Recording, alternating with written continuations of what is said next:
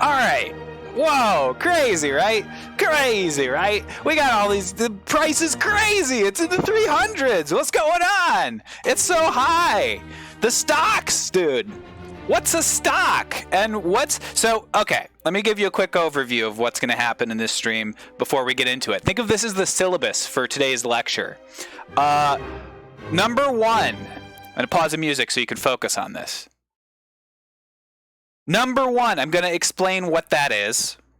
I'm going to explain what this is, but I'm going to get there by talking about real world examples. And then I'm going to explain why people are going nuts. You might catch up to it throughout the first part of the process, and then I will make it'll all come together about like the specific stock and what happened this week as opposed to like in general. So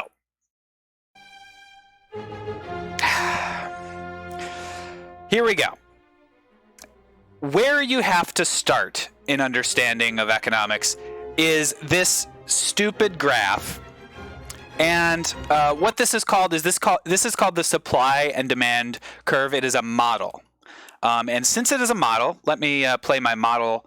This is a model song real quick. Add media source, add a new source instead, add source, browse. I'm going to go over here to this here. Open. This is just a model. This is just a model. This is just a model. This is just a model. It is not God. So, it is not God. It is not infallible. There are only a few cases where it will ever look anything like this. The first assumption that is made is that people are perfectly rational. So already, it is insane. The second assumption is that people have perfect information. And so, since people don't have perfect information, it will never be the case. The third is like a time frame, and I think there might be a couple others. It just depends on which model you're using. But the base model, this is useful, but it is not any economic lecturer worth their salt. If you go to a real college, and that's why when people say take econ 101, or you take like with a professor that cares about teaching you, they will tell you that this is not infallible, right? If you have someone that isn't subscribing to a ridiculous understanding of economics, it will be only useful, not true. Okay? So if someone says, this is a supply-demand curve, and they use that for the reason why you're wrong in something, they're probably not right. It's not necessarily true. This is true on a very large scale with a lot of assumptions made. So that's the first thing. Before we get into it, before I explain what's going on over here, I'm going to say that this is very specific. Okay? No, that's the number one most important thing about economics, I would say. Okay. So, what is going on here? What is this? What is this ridiculous, this red line, this blue line? It doesn't make any sense whatsoever.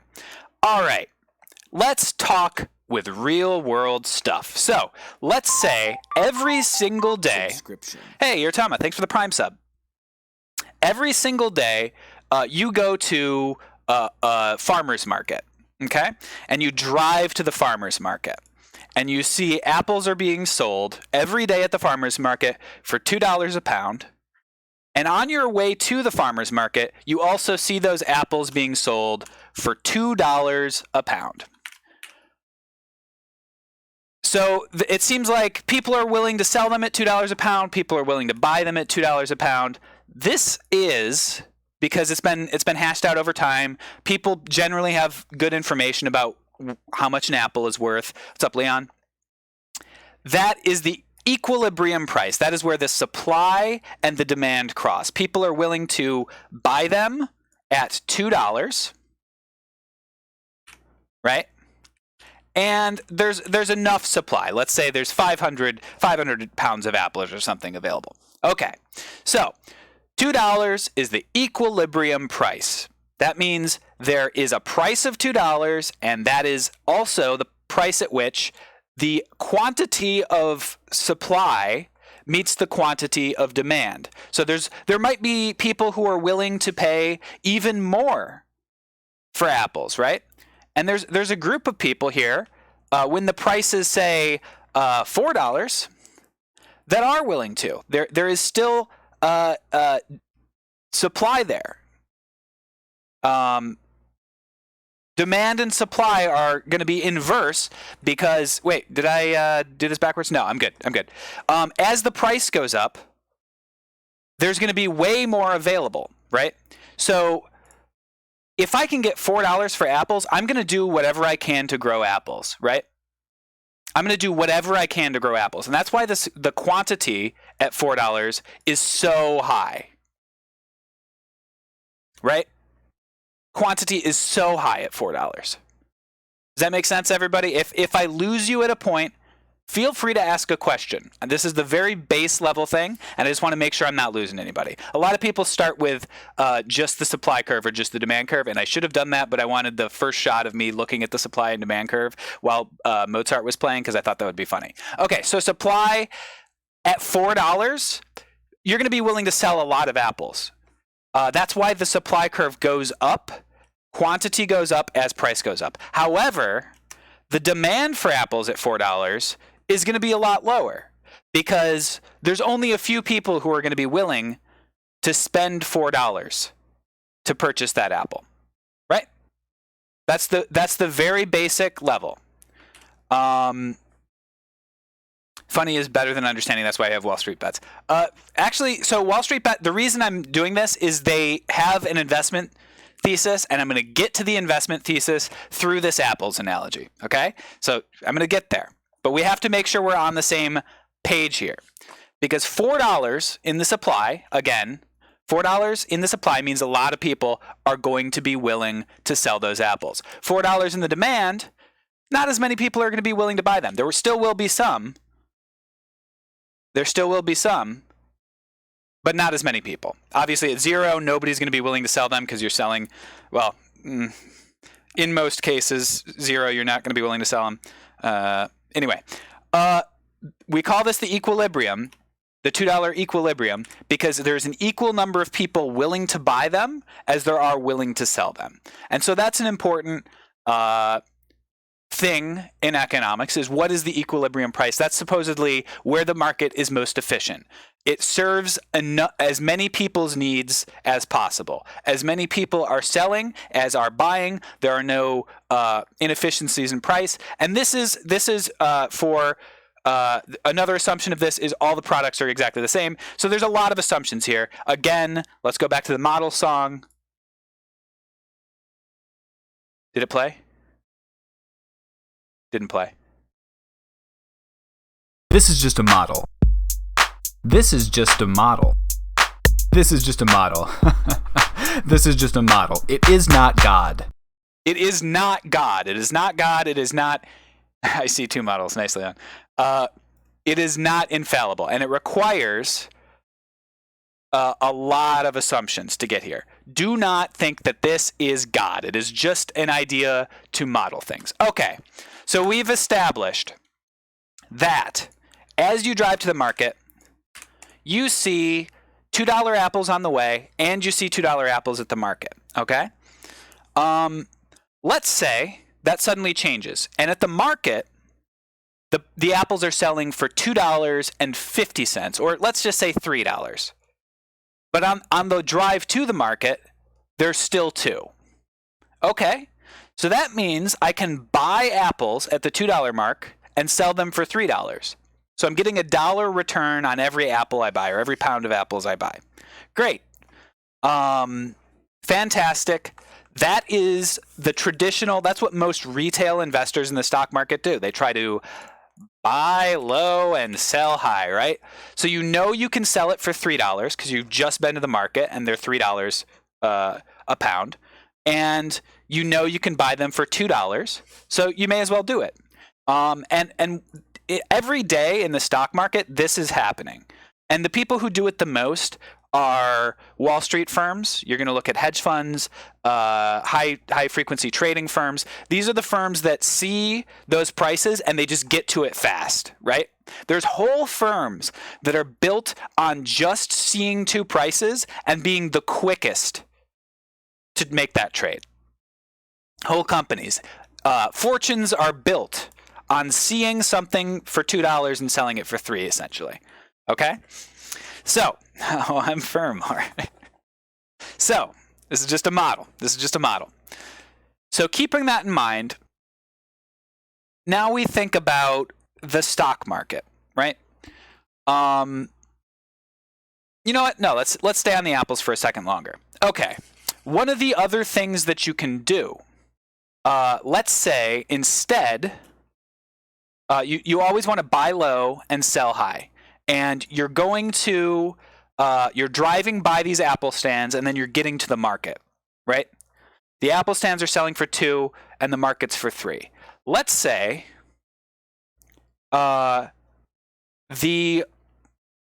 you get to the market and you see that the price of the apples is $5. And you're driving by these apple stands and they're selling for $2. But you don't have any money on you. How can you take advantage of selling the apples without owning the apples? Is there a way? And you reach a negotiation with these apple sellers and you say, hey, let me borrow your apples. I promise I'm gonna buy your apples. But I'm gonna go sell some apples, and I don't own them. I know I don't own them.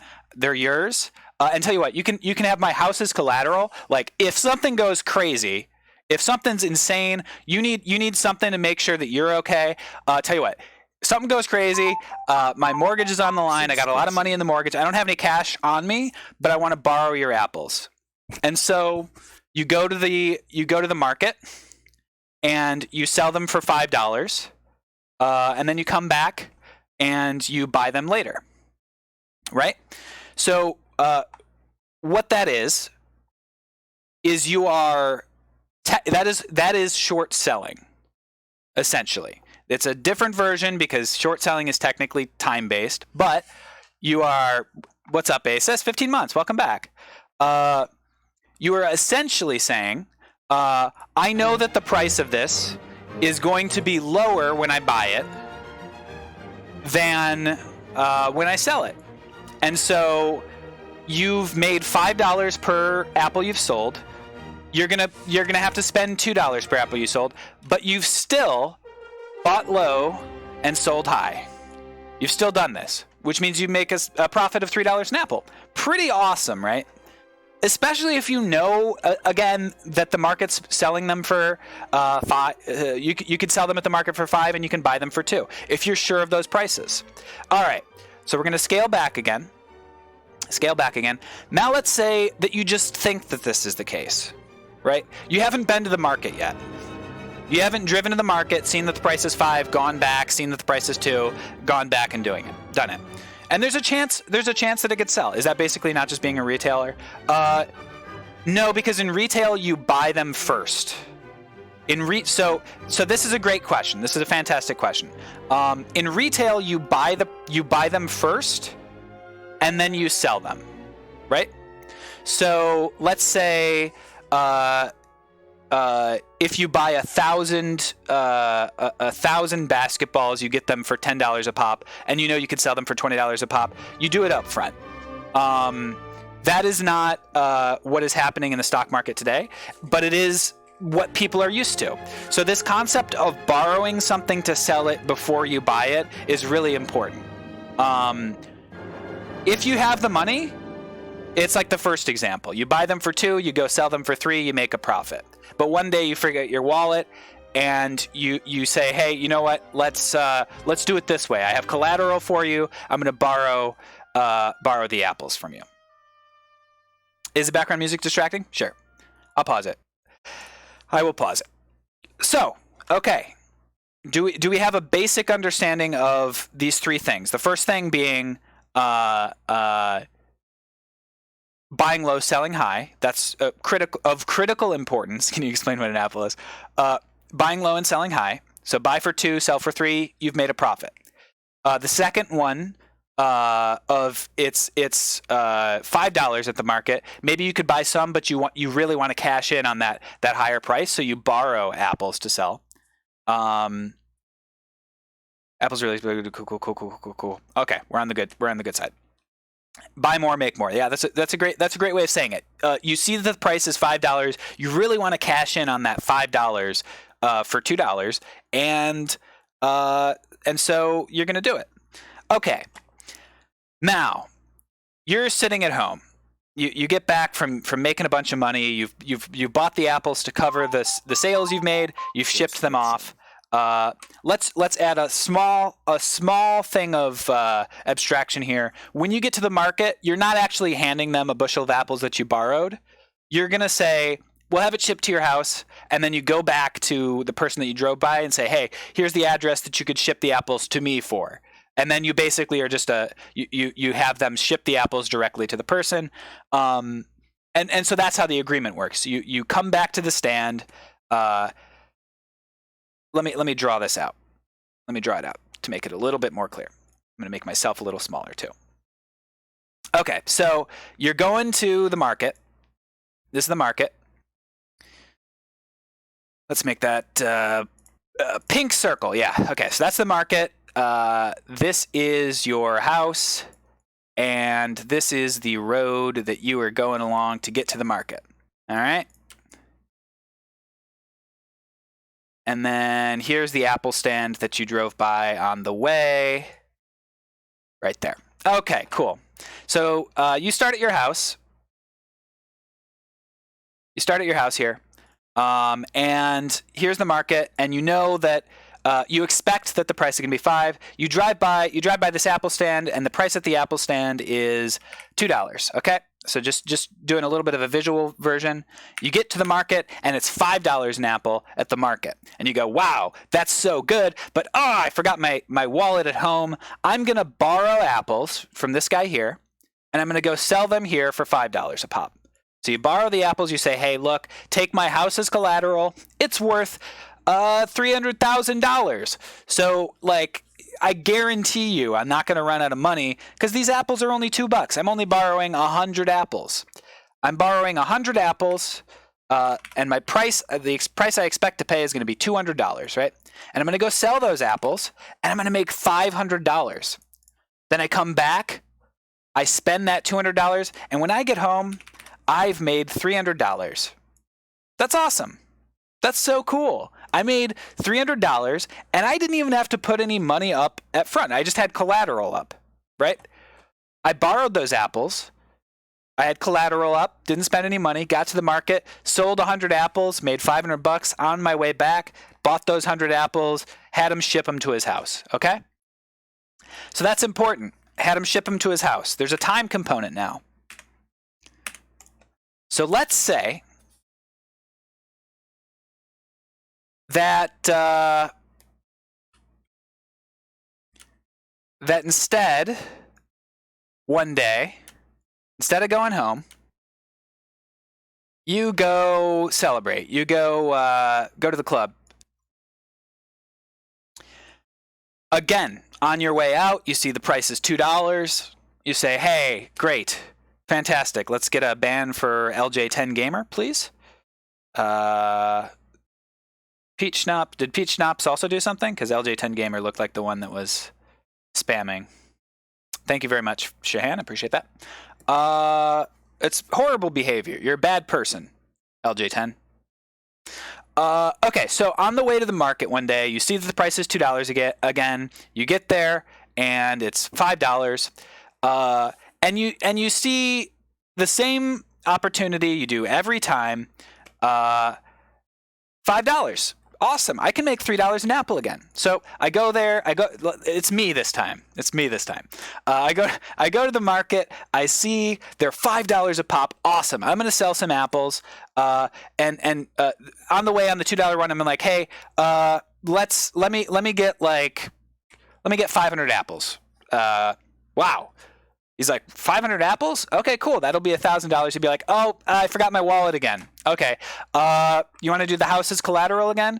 500 apples, $200 a pop. That's only $1,000 again. My house is worth $300,000. You don't have to worry about it. I guarantee that I'm going to buy these apples from you next time I see you. Okay? So I have an order out with him for 500 apples. Okay? And I go to the market and I say, hey, I just bought these for $2. I'll ship these to you tomorrow. 500 apples for $5 a pop. That's $2,500. Wow. Pretty good deal. And I say, you know what? I just made $2,000 in one day. Pretty awesome. I'm gonna go to the club, and I go party, and then I go home, and I go, oh man, I forgot to place the order with the apples. The apple guy. That stinks. And overnight, what happens but a horrible apple sickness? The apples are sick, baby, and they're so sick. There's so many apples dying all over the place. The trees are withering on the vines, and anybody who has healthy apples at this point has the seeds to grow new apple trees, but all the trees are dead. All the trees are dead. Some guy came by with a chainsaw, chopped down all the healthy trees, and on my way to the market,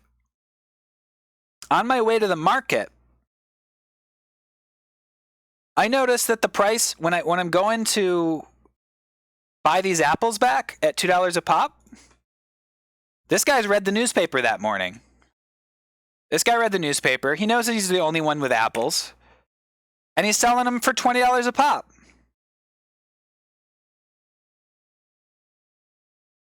Uh-oh. Well, okay. That's okay. I'll just go to the market. People are always selling apples there for $5 a pop.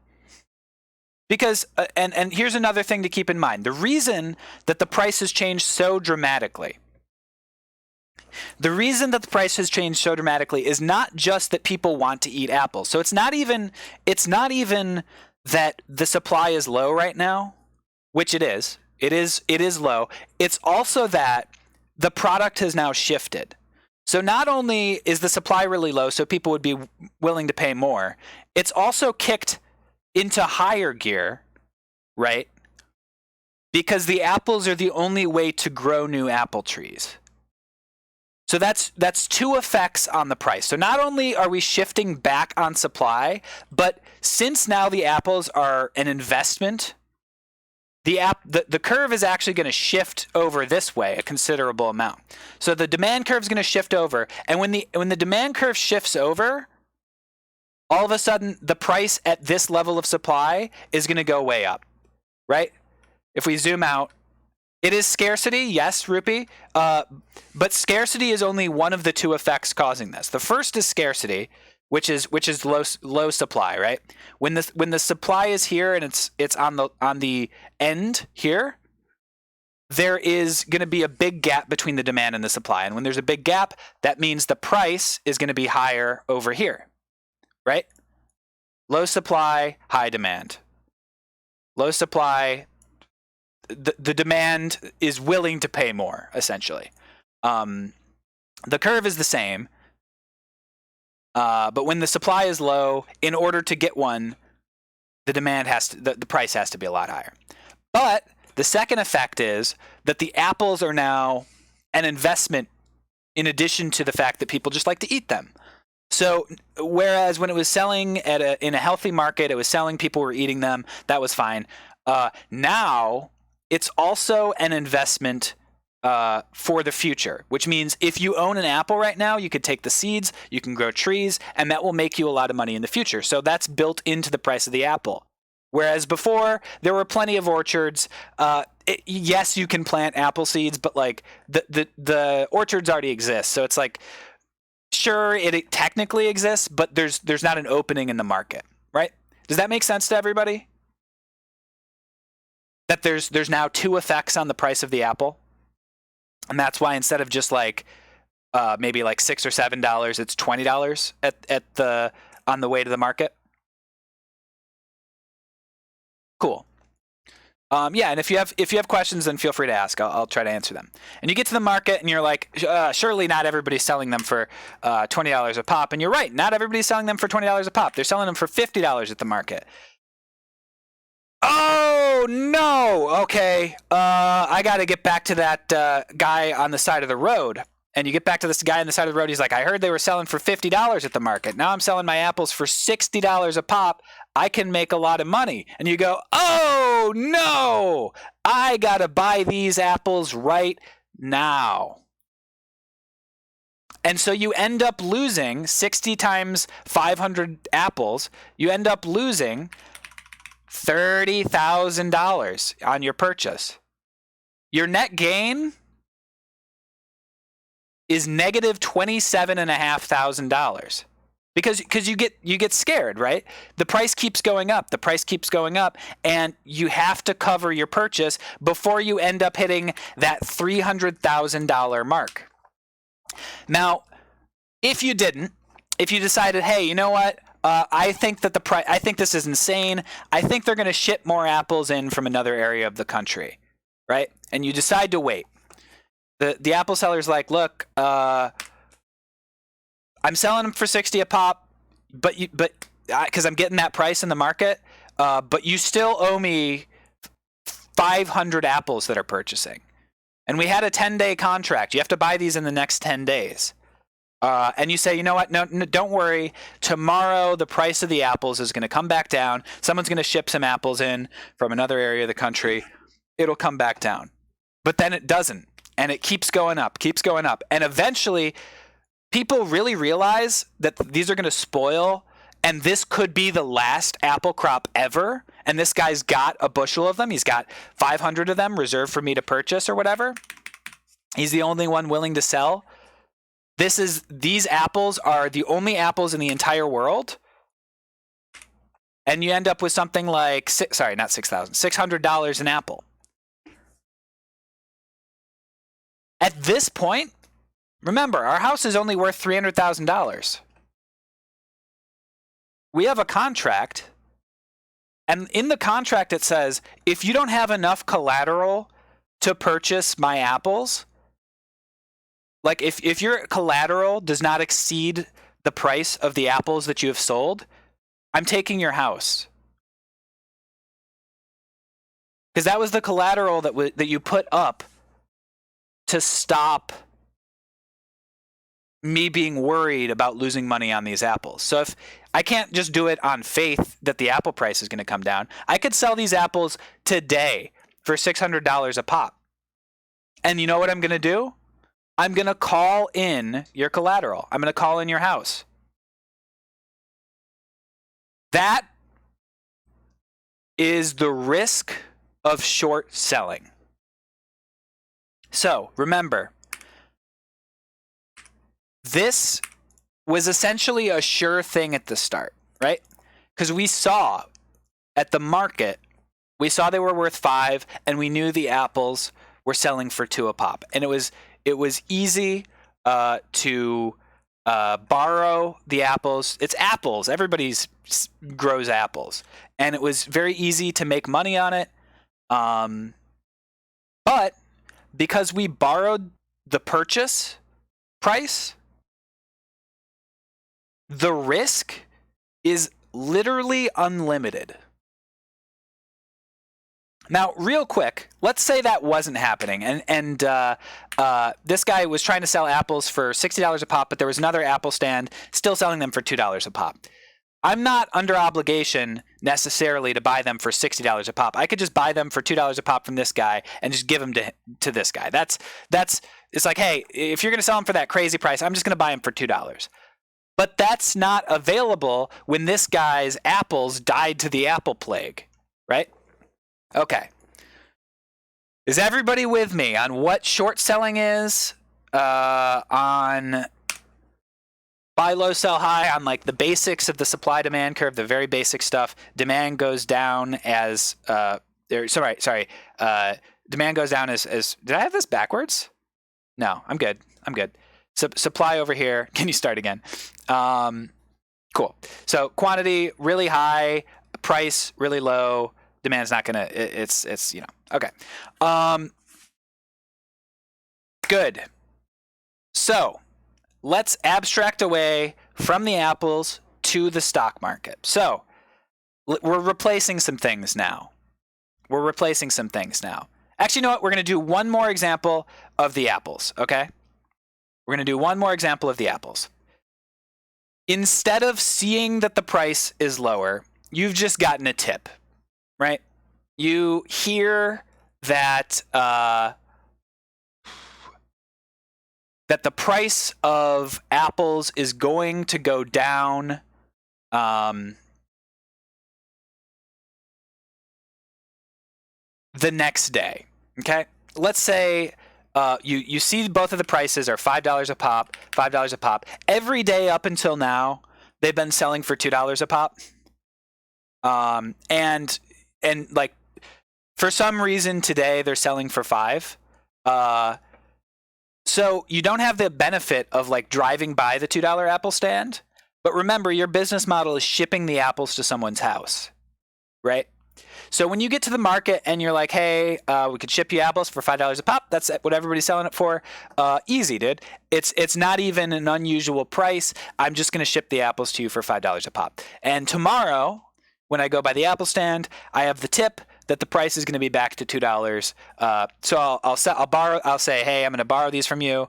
I'll pay you tomorrow, whatever tomorrow's price is. I guarantee you, I will buy it tomorrow. And so this guy's like, he has no information, or maybe he has information, but he just wants to sell his apples. He's an apple farmer. He just sells his apples. That's what he does. He's like, yeah, okay, cool. I'll sell them to you tomorrow. Whatever the price is, I will sell them to you. As long as I sell my apples, I'm doing business. So it's good for me. You get over here, you sell them for $5 a pop. You go to the club, and then you go home. The club was an abstraction just because we wanted to add some time in there without seeing that the price changed. So you drive back by them. They're still $5. You don't worry about it. You go home. You sleep. Same thing happens. All the trees die, blah, blah, blah, blah, blah, blah, blah. And now the same way that yesterday, or the same way in the other example they went up, it's again up to $50, but this time you have a contract. You said, I'm going to buy them for sure from you for $50 a pop. So you've lost $45 an apple, right? Okay. That is very close to what is happening in the stock market in general. So let's replace this with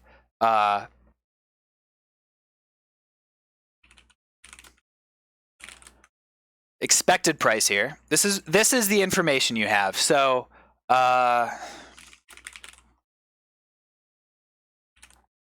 okay. You have information, and the information you have is that there's a retailer, and this retailer has been struggling for a little while, right? It's been struggling for a little while, and on top of the fact that its business model in general seems to be slowly going down, there is now a pandemic. And what is this retailer's business model? It is physical game sales. Physical game sales in a pandemic. Man, okay. That seems like very bad, right? Because people have to go into the store, which is a lot of them are closed. We can pause auto-tune redemptions. I'm not doing that right now. We can't go in store a lot of the time. There's a lot of the game companies are selling things directly to consumer. PC gaming is like bigger than ever. There's all these effects about why GameStop in general would not be good. But then on top of that, there's a pandemic. It's like, oh my God, of course this company's not going to do well. They've essentially admitted as much, I think, in some press releases. And so everybody knows that the price of this stock is going down. It's like something everybody knows. What could possibly cause this stock to go up that much? Even if it goes up, we can cover pretty quickly, right? Even if somehow we lose, it could go up pretty quickly. So this is a lot like the example where the apples were worth 3 at the market and 2 on the way to the market. Except the timing is opposite, right? You're saying right now the price is 3, but by this time in 2 months, the price is going to be 2.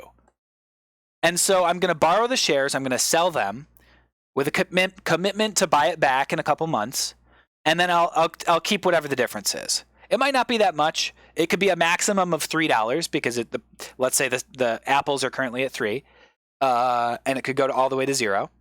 But we'll probably get something, a minimum of $1 or something. But remember, the numbers above 3 are unlimited. The risk when you sell a short is unlimited. And you have a contract that says you have to buy this thing back. Right? And so, whereas with the apples, before people just liked to eat apples, right? But then suddenly, when all the other apples died, the apples changed. They weren't just apples anymore. They were the means to grow more apples.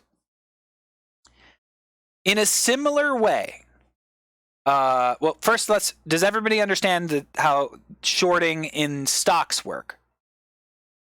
It's the same as the apples, but you're just borrowing the stock and selling the stock, and then after some time you buy the stock back. The reason you do it is you expect the price to go down, right? Does that make sense? Cool. Cool.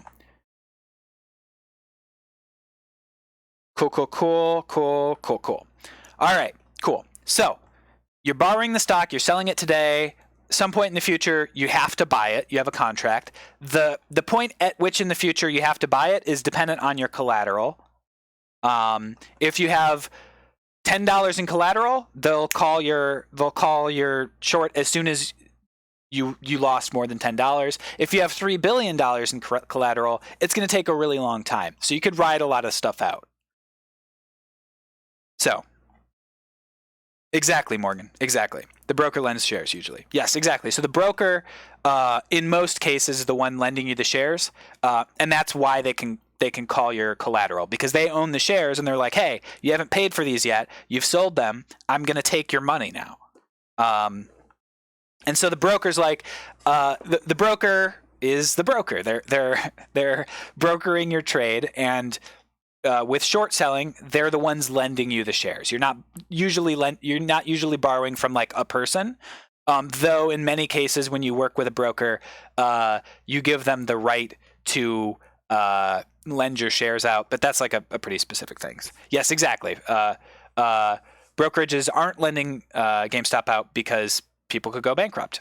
Okay, so we have a system. This is not a particularly complicated trade, right? This is a pretty simple derivative trade. It's actually not even a derivative. It's just short selling. As long as everybody's on the same page here, you can see about 80% of why this happened, right? Price went up. People had to buy it back at high prices. But the thing you have to keep in mind is this collateral aspect. Brokers get paid interest, it costs a bar. Yeah, exactly. And the brokers do get paid when you borrow their shares for a short sell, but that amount is going to increase the more volatile the stock gets. The more likely the person they're borrowing is to go broke. Okay, so let's think about this collateral aspect, because if you're a hedge fund with billions and billions of dollars, you don't have to worry about it, right? Okay, so in a horse race, let's say you have information that the favorite of the horse race is going to win, and you know it. You have an insight. Someone's cheating. They're putting drugs in the other horses, and the favorite is like really, really bad odds. It's not like 2-1. It's not 3-1. It's like 1-10. So you have to bet $10 to win $11. It's a really high risk, a 10% return if they win.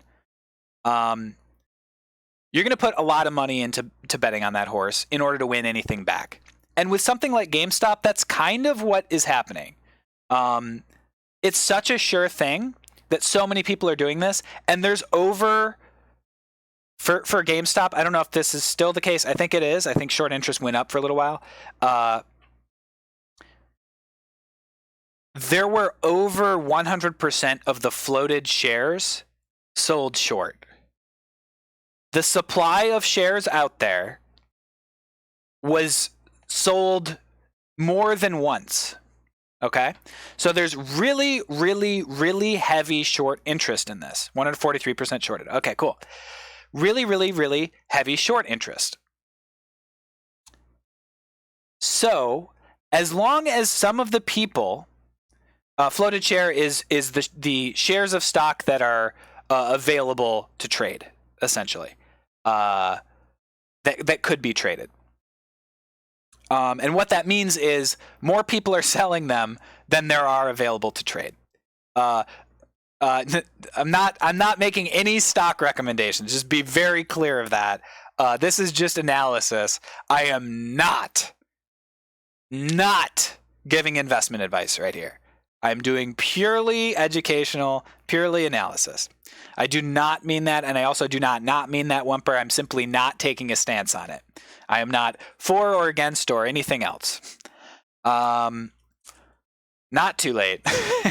Not too late at all. I've never been anything like that. Okay. So if I'm Joe Biden, how do I feel about it? GME. We lost track. Hold on. Let me get back to where we were. Collateral. We're on collateral. Yes. So the reason that you usually buy a stock. Okay, we're gonna do one more layer of abstraction about why you would typically buy a stock and why this is a different case. Typically, you want to buy a stock if you think it's going to rise in value over the long term. This is as retail investors, as us. To Turbo. You think the price is going to go up. Maybe you think it's going to pay you a dividend. Maybe you want ownership in the company to vote in their meetings. There's a number of reasons why you buy a stock. It is rare that one of the reasons you buy a stock is to restrict the supply of the stock to other people, right? That's almost never an investment strategy. If it is, it's usually stock market manipulation. And if Wall Street firm was caught like explicitly saying that, the SEC, I believe, can target that. I'm not 100% sure about that, but I'm pretty sure that's against the law if you do it like secretly. So again, it's kind of like this graph here. There might be a bunch of stocks available, so people might be selling stocks for like let's say this is at $100 here. The equilibrium price is $100. And that's where most of the stock trades happen. And let's say you want to buy 1,000 shares of this stock, and the usual quantity sold is only 900 shares of the stock sold. That means you're going to have to dip into some of the higher price shares of stock. So there's sell orders out. When you go to buy 1,000 shares, there's 900 available at the $100 mark, and there are 100 shares available right here at the $101 mark, right? So that will mean that the price now shows at $101 in the market because the last trade made, you bought all those ones that were at $100, and then you bought that last 100, right? And that last 100 were selling for $101. So now though the equilibrium price, that what people expect to be the case, and if all else equal with perfect information, again, this is a model. Let's play the model song real quick. This is just a model. This is just a model. This is just a model. This is just a model. It is not God. So, all else equal, they expect it to be $100, right? But right now it's $101. Okay, so that's like the encrypted squid. It's going to be tough to prove that there's millions of people on the board. Blah blah blah blah. Anyway, okay. So now the market price of that stock is $101 because that was the most recent trade. If there's enough people that value it at 100, it'll get pushed back down to 100 because a lot of people will be like, 101, I'm going to sell. Yeah, I'm going to sell that at 101. Everybody's going to be flooding orders in at 101. Nobody's willing to buy it. And then maybe somebody's like, you know what? No, I'm willing to sell it at 100 again. Someone else puts an order in at 100 and goes back down. Okay, cool. That's with a lot of supply out there in the market, a lot of liquid supply, a lot of people trading it every day, pretty high trading volume, and a pretty well established market price. So the 100 bought and 101 were essentially bought twice. No. I don't know how I made that mistake in explaining it. What I'm saying is all of the available shares at the price that you put an order in for what is called market price, okay?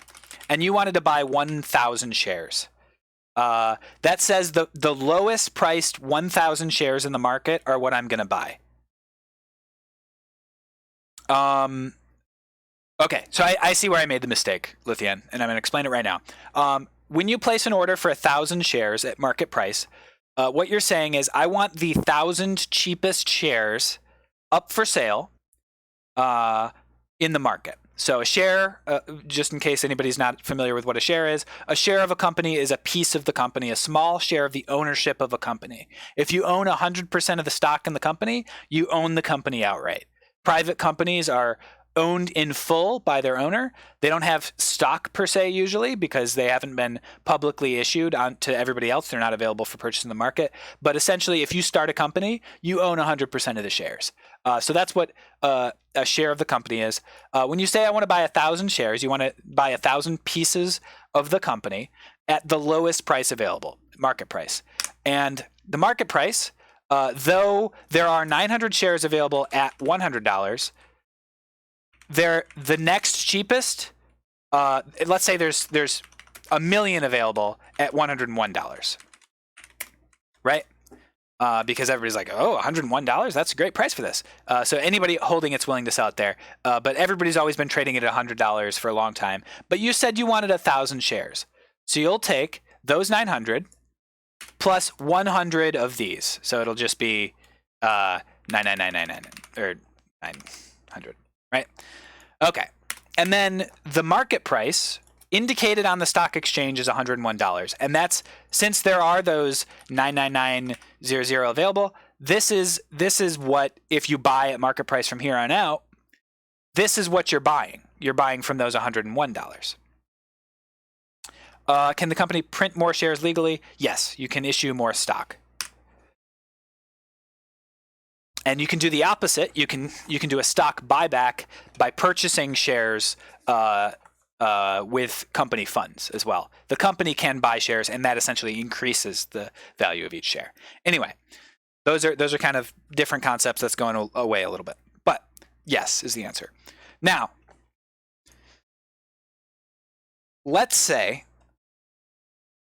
equilibrium price has been 100 for a really long time, but this is that place that I know the price is going to go down. There's no way it goes up. We're in a pandemic. It's a physical game retailer. This is what I'm thinking when I go into this investment strategy. I'm going to say, anyone who's willing to let me borrow a share of this, I'm going to sell it any time I can, because the price has just slowly been ratcheting down, and every time it happens, I make a little bit of money. It's on our books. We'll buy it back whenever. The longer it goes, the better for us, because it keeps going down. So as long as this contract is available, I'm just going to leave it. Then a large percentage of those shares that typically trade relatively freely disappear, because if a group of people buys up a lot of this supply above realistic prices. This is people who are not buying it because they want to eat the apple, right? So that's the key thing to note here. It's not people who are buying it to eat the apple. In the same way that in the Apple situation, those apples now can grow trees and can be investments in the future. When you buy an apple, you are doing two things. First, you're taking the apple for yourself, so now you have access to whatever investment it could be in the future. But you're also making sure someone else can't buy that apple. And if you're not selling that apple back, the supply gets smaller. Okay? So the supply is now smaller. It's not the end of the world. We've shifted a little bit this way. But the other aspect of it is now these firms that have shorted thousands and thousands and thousands and thousands of shares of this company know at some point they're going to have to buy back those shares, right? And if they shorted a couple thousand and they covered it by like saying, hey, if it goes above this price, we can offset it with this other thing. There's ways to protect yourself from this. But again, as we discussed with the apples, this expected price can be way higher than you ever thought possible because of some unusual thing occurring. And so when you sold it for the market price, which is what they did every day by shorting this stock, the expected price can go rocketing through the roof. It could go way above anything. Like, you're just like, how did it get here? And one of the ways that it got there, the first cause is a bunch of people saying, hey, we're going to make this bold move. We're going to make a bold move. Maybe even some people who believed that the Chewy CEO that got added to the board of GameStop was going to like drive it forward. Maybe that gave it an initial bump, and that gave some ownership of people being like, this is a good stock to hold long. I'm going to hold it for a long time. And then there was another group of people that said, hey, 143% of the available shares on the stock market have been shorted. More shares than exist have been sold. So if that means, if that's true, and we buy up shares and don't sell them, they're essentially at our mercy, right? Because as long as we stay together, as long as we band together and don't sell, they know they have to buy them back. And they're going to be out having a bidding war with each other to get out of the position before it becomes too toxic. So this is the strategy that is being implemented. It is it is a strategy. It is not people go like, yes, it's going like it's a very, very risky thing. But the strategy is we are going to make large companies very scared that they're going to lose billions of dollars. They have to buy them back because they have a contract with their broker, Pliskin. They have bought them essentially when they short sell, but they bought them at a price yet to be determined. They're obligated to make that purchase. Just like when I went to the apple seller, I said, I'm going to buy these apples. I'll pay you tomorrow for them at whatever the price is. That is what they've done here. Except they said, I'll pay you sometime in the next, let's say, 2 months. Cool. So at first, it goes to $40. People are like, I'm going to short this more because it's at $40. When it goes back down to the numbers of $10, $15, I'm using actual prices of GameStop now. The actual equilibrium was somewhere like what the market had determined was the equilibrium was something like $17 or $18, I think, like last month, maybe $16. It jumped to like $40 earlier this month in an initial surge, and all the firms were like, holy shit, dude. If we short a bunch of this, it's at 40 right now, it'll go back to 20. We make $20 for every share we shorted, and it's like not that hard. We know GameStop's going down. Of course we're going to short it at $40. So short interest goes up as the price goes up, and that's fine because they have billions of dollars, right? But then the price keeps going up. And remember that collateral. Remember that $300,000 house, right? Let's just change that to $3 billion, right? All of those prices that we indicated earlier, let's just multiply them by 1,000. shorting a bunch, the price goes up way higher, and now you have $3 billion of collateral. Yes, it's a lot of money. It's a lot of money.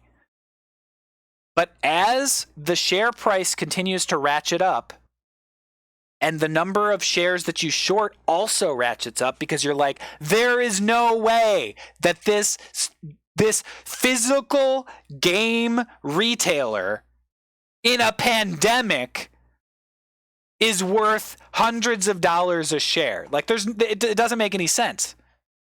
And that's the wrong analysis, right? It's the wrong analysis. That is saying they want to eat the apple. That is the problem with that reasoning. You're saying they're trying to eat the apple. They're not trying to eat the apple, dude. They're trying to eat you. They're trying to move the price so high that when you hit your collateral, you lose all your money. That has two effects. The first is you lose all your money. The money disappears. And people afraid of this are going to try to sell before they hit this number, before they lose everything. It's going to be a toxic investment. That's the first one. So that's the first aspect of what you're going to keep seeing is called a short squeeze. The second aspect is this $3 billion, this $3 billion is going to be put into that market price. Think about what that means for a second. This second aspect is why things go so high so quickly. When you wanted to buy 1,000 shares at $100, it affected the market a little bit, right? Basically, Teamworm, basically. Because you put $100,000 in the market, and it moved the price $1. So let's say, just for the sake of argument, that for every $100,000, $100 and 1,000 shares, for every $100,000, the actual stock price moves $1. Let's just say that's a very simplistic version of it. It's not how the market actually works, but let's just say that's the case. If that is the case, when you're using numbers like $3 billion, the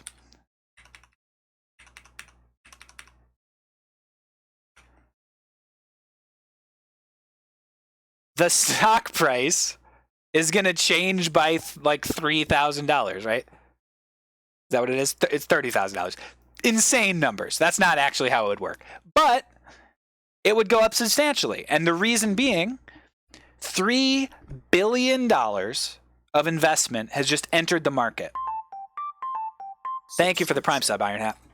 And that $3 billion, the market does not care why $3 billion of GameStop stock was bought all at once, right? It doesn't. It's not a thing. It doesn't care. Thanks for the Prime sub, SKZ. SKZ. The market doesn't care why $3 billion went into GameStop in 1 second, right? The only thing it cares about is who's going to fill those orders. Stupid Savant, thanks for the Prime sub. Appreciate it. Hey, Hype Train, nice. And so $3 billion of GameStop's. Why does the collateral enter the market? Okay, cool, perfect, great question. So let's use numbers to make it more clear. So the fund expects the price to be $20, right? And they see the market price. This is like 2 weeks ago. They saw the market price is $40. And this is just like in the Apple example. Thanks for the gifted sub there. We appreciate that. Subscription. I'm not good enough to guest lecture at NYU. As you could probably tell by me stammering between these different topics so much. 97 bits, thank you very much. Glabriel, Prime sub from Sentient Ceviche, and 300 bits from Kim, thank you very much. Already done with level 1 of the Hype Train. Hell yeah, baby. Okay, so The assumption here from these funds, they've got $3 billion in collateral. They go to the Apple stand, which is their broker, and they say, I want to borrow shares from you. I'll pay whatever it is tomorrow. Cool. I expect it to be 20 because it is right. It was like 2 weeks ago. I expect it to go back there. But I'll sign this contract with you. If anything goes wrong, we have a contract. I have $3 billion of collateral for you. Bits. And we'll be all set. Like, don't worry about it. $3 billion is plenty of money, especially for a game realtor, a retailer. Thank you for the gift subs, Lithian. Appreciate that. And Swash Talkie, thanks for the Prime sub.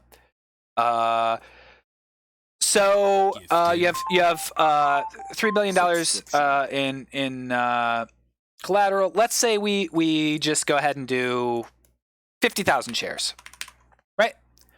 50,000 shares is, I know it's a big number, but right now it's at $40. I'm expecting to pay $20, but that's only $1 million bucks, right? 20 times 50,000 is $1 million. You know what? Let's make it a huge bet. This is such a sure thing, right? It's a game retailer. No way. Argrim, thanks for the gift sub. Nania, thanks for the gift sub. And Nude Indigo, thanks for the Prime sub. There's no way. It's a game retailer in a pandemic. They sell cartridges, dude. This is such easy money, and we can make bits. Friggin' 2 to 1. Look at this. This is amazing. This is an amazing investment opportunity. How am I not taking advantage of this? We're a hedge fund. This is what we do. We do the low risk investments over and over, and we just make money. It's easy, dude. It's easy money because people don't know about this. That's what their investment thesis is. And so they say, screw it. Let's go huge into this. Let's do 500,000 shares. 500,000 shares we're going to short today. And this is not an unrealistic number, right? Because 143% of the shares available have been shorted. So somebody did 500,000. Somebody did more than 500,000. So your expected expenditure right now is about $10 million. If things go poorly, let's say it goes up to 50 or 60 or even $70. Whatever. Like, we lose some money. If it goes to $70, we pay $35 million. Okay. Not great. I don't like that. I don't like that at all. But it's $35 million, whatever. Like, we have $3 billion in our fund. It's like, our fund is on the line, $3 billion. Everything we have put together, $3 billion. You can make a lot of money with $3 billion if you get a few percent a year. 10%. If you make a 10% return on $3 billion, you're making $300 million a year. You and your 15 buddies split that $300 million. You know, it's not exactly how it works because you pay out the investors first and then you get a split. But regardless, you're getting good money on $3 billion. And as long as you have $3 billion, you can have a career. As long as you have $8 billion, you can have a career managing money. You could do that for a living all the time. Hey, says, thanks for coming by. So yeah, let's get that investment. I have no idea, costly. It's so outside of my realm of expertise to know how the SEC is going to respond. Okay, so 500,000. We expect we're probably gonna make $10 million on this because it's 40 right now. We expect it's going to be 20 soon. Worst case, we lose some money, but that's like extremely unlikely. Again, this is a game retailer. This is one of our most sure thing bets. It's sure thing bet across the board. Everybody's doing it. Everybody's making this short sale. And so there you go. It'll be easy, right? They go home. Next day,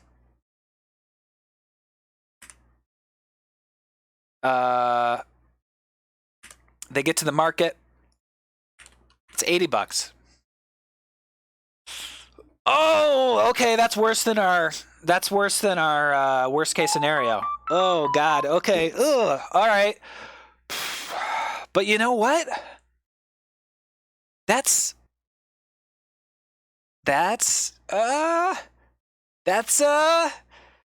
a money-making opportunity. That's how I'm going to interpret it. I'm not going to sell. I'm not going to get rid of my short position. I'm not going to buy the shares back. I'm going to add more short sales because, again, there's no way, dude. I'm going to add another 1.5 million. And now I've got 2 million shares shorted. I'm going to keep going, dude. I'm going to add to my position. It's easy money. It's going to be $20. It's been $20 for a long time.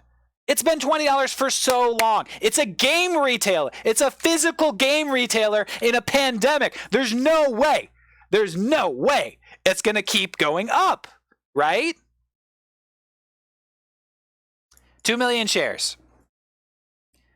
Not before noon, no. 80 times 2 million, we're looking at 160 million now. That's how much money they need to cover it, right? Is that scary? Not really, right? They've got 3 billion. 160 million? They've got 24 times it. But their whole careers, everything that they possibly do for a living, and their futures, and being able to ever invest again for a living, like their personal incomes, the incomes of their investors, their CEOs, like all of this stuff is on the line now. Because if they run out of that $3 billion, if they lose it all, they can't get interest on it. They're never going to be able to convince somebody to invest with them again, et cetera, et cetera, et cetera, et cetera, et cetera, et cetera, et cetera, right? So 160 million in collateral right now. They're covered. They're fine. They're absolutely fine. They go, oh, boy, it feels bad, but it also feels really good. We're going to be able to sell these shares for $20, and now we get $60 a pop because it's at 80. It's at $80 now. Okay? Maybe. They get to the market the next day, and it's $200. How is it doing this? I don't understand. It keeps going up because people aren't people want more shares of this. How is that possible? How is this going on? It's $200 now. That's really scary. That's really scary for me as a hedge fund. Correct, Linky. Correct. The $3 billion is what they have shown to the brokerage to say, don't worry about us borrowing these shares. We are going to cover it if we need to with our $3 billion in collateral. Don't worry about it because the brokerage has no reason to lend the shares other than the percentage they get for the lent shares and the safety that they get from the fact that they own it and the fact that the person that's borrowing it isn't just going to take it and run away. So the collateral exists there for that reason. Okay? So, $200 market price. They wake up and they have to buy 2 million shares at $200 a pop. Maybe not today, but they've seen how nuts this market is. Let's look at the price right now. At the beginning of the day, it was 351. At the low, it was the previous close was 146, so that was yesterday, 146. The low today was 249, and it's right now it's at 327. Right? So they saw it here, and they go, "We're waiting. You know what? I'm not going to short anymore because at this point, shorting is a commitment to buy. Remember that a short is a commitment to buy. You get your $200 today, but you're committing to buy it. You're saying, I'm going to buy more shares of the stock. So they own, remember, 2 million shares of GameStop already.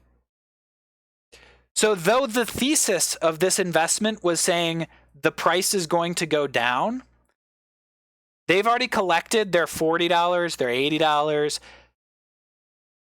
Now, on their books, they have to buy, they have a commitment to buy shares. And they see the price going up. And it goes from 150 to 200 to right now about $350. Right? Remember, the collateral here This is their career. This $3 billion right here is their career. This is how they make money. It's how they've made money. It's what they identify as a person, as a human being. They're investment money managers. They're essentially, their salaries are dependent on a percentage of that $3 billion. And right now, one trade, again, this is just one trade of the many trades they do. One trade is on their books as a loss of about $700 million. And that's with these relatively conservative numbers as well. Right? If you see a sure thing in the market, especially as a hedge fund, those are the types of trades that the hedge funds abuse. They take full advantage of them because they know they have the money to back it up. And so, is it going to work? Now, yes, assuming people are normal, assuming people are rational, people are gonna sell it, because again, if you're eating the apple, you're not going to hold on to it at a price of $60 an apple. But if you're holding the apple because you know it can have the seeds, it can grow things in the future, and you're holding the apple because you know these people are at a certain point going to have to cover, it's a different investment thesis, right? The point at which it becomes a extremely unique situation and an extremely dangerous situation for these people. Can this all happen in after-hours trading? Yeah, after-hours trading can happen, yeah. But there's restrictions being placed on the market right now because it's so crazy right now. And also because it's, well, I won't get into that. Okay, so the magic price, as some of you might have already figured out, is $1,500 a share. What? Can anybody tell me? Here's the part of the lecture where you tell me. Can anybody tell me why $1,500 a share is a magic price?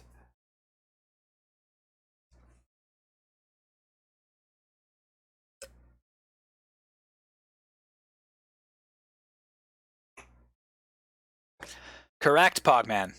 Collateral is exceeded.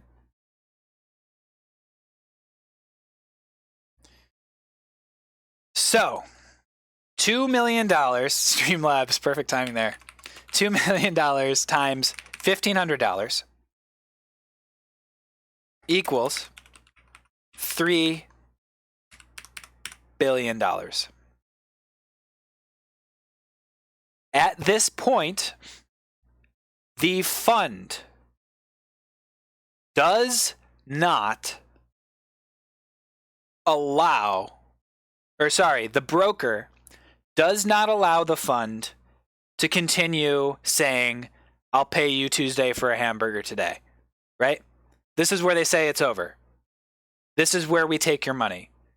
You have had your shot. Liquidate your assets and give us the money that you owe us. We've sold them to you at this price of $1,500. That's where it happens. But funds don't wait for that, right? Unless they're going all in on the investment. So they have two options. The first is they short more, right? The first is they say, no, our investment thesis is sound. At this point, at this $350 price point, we will make $330 per share shorted. If it goes back to that expected price of $20.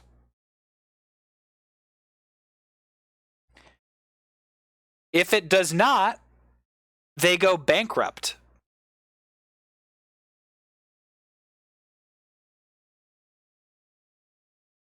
Can they outlive the irrationality of the market? Will enough people sell them sell stock to drive the price back down to reasonable levels. This is if it goes back down before it hits 1,500, correct? This is saying, and also usually the collateral is not the entire fund. It's a percent. There's like a limit. I'm not going to get into the very specific contracts on like how much you need to cover a short trade or whatever. But this is assuming they have their full fund in for collateral. So they're saying here in this situation, and this is what a lot of funds are saying is, yes, we have a lot of risk. We have 2 million right now. But the other side of these shorted shares is that they're gold. I can still make on these the $20 a pop, the $40 a pop, and in this case, $330 a pop on these investments if it goes back to this $20 price point. I could still make that money. I just have to wait.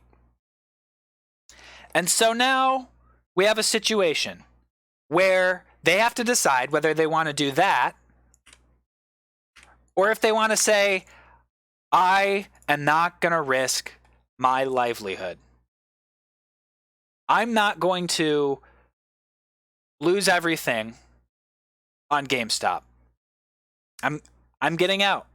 I'm going to take a big loss. I'm going to lose at this $350 price point. I'm going to pay $350 times 2 mil, and I'm going to go down to $2.3 billion. And I'm out. I'm done with I'm done with GameStop. I'm getting out of here. I'm done. I'm out. We lost a lot of money. It was horrible. It was a horrible week. But this is our job. I'm not risking 50 people's careers and all of the investors' money. I'm getting out. What does that do? What does that do to the market? It does the same thing that we talked about with the 3 billion, but at a lower price, at the $350 price point with 2 million shares instead of 3 million. Opposite glitch 6. It drives the price up. It drives the price up. Because they're willing to buy at market price, essentially, they'll buy all the shares at 350. They'll run out of those shares. They'll buy all the ones at 351, 352, 353, 354, 355, up to however many it takes to fill their order of 2 million shares. And then they'll be done. And they'll be out of the trade. They'll have made their trade. They'll have essentially bought them for $350 and sold them for $40 and $80. How do they drive it down? Who can tell me how they can try to affect the market to drive the price down?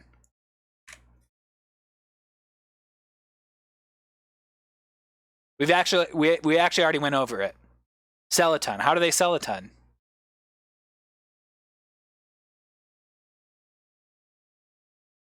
Correct, Weow.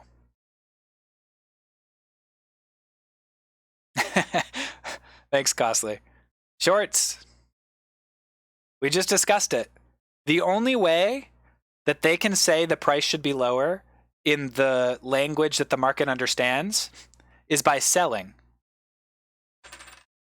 There's only 2 languages the market understands: buying and selling. Buying in this case is a loss, and selling means they have to borrow more shares. Now, right now, brokers are not offering, as someone mentioned in chat, brokers aren't offering that. So they can't really do that. And what it comes down to is, are the people that currently hold stock willing to let go of their stock for $350? The interesting thing is, a lot of the people who bought this stock invested with like a couple $100, maybe a couple thousand. If it was a hedge fund and they made $350 million off this trade, they'd be out. But if it's a retail investor and they started with a couple $100, they bought 20 shares of GameStop instead of buying a Switch back when it was at $20, they might say, you know what? This could be extremely life-changing money for me. No. Or they could say, this is $7,000. Yes. I don't know. It's hard to say. It's hard to say what the outcome is going to be. But the firm, the fund, only has the option of shorting or buying or covering their shorts, right? There are other derivatives that are essentially the same as buying and selling. But how come Reddit managed to push this price up significantly enough for the fund to start shorting? The fund has been shorting. Remember, the reason this all started is because GameStop was easy pickings for public. If you're looking to trade stock just to make money, right? They said this company is going down, right? Pogman, yes, if the thing doesn't go bankrupt.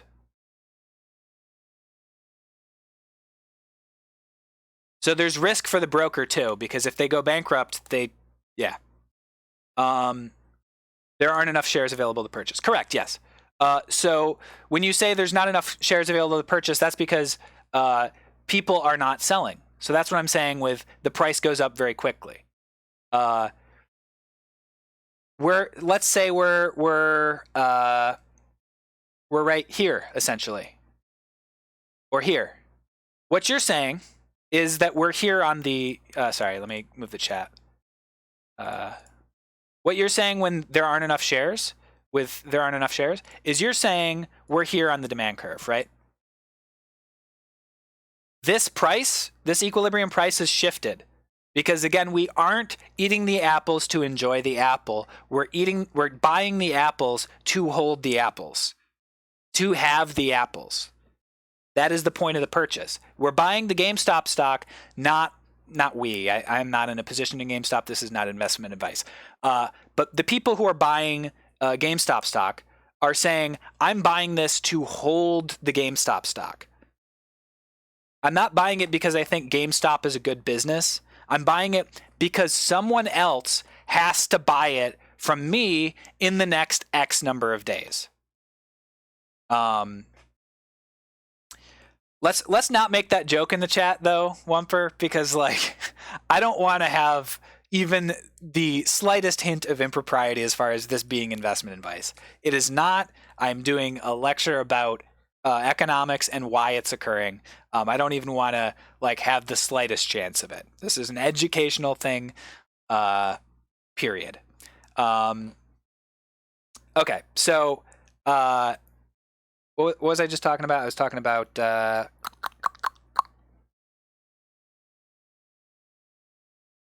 apples, holding the apples. Someone else has to buy it. Someone else has to buy it from me, right?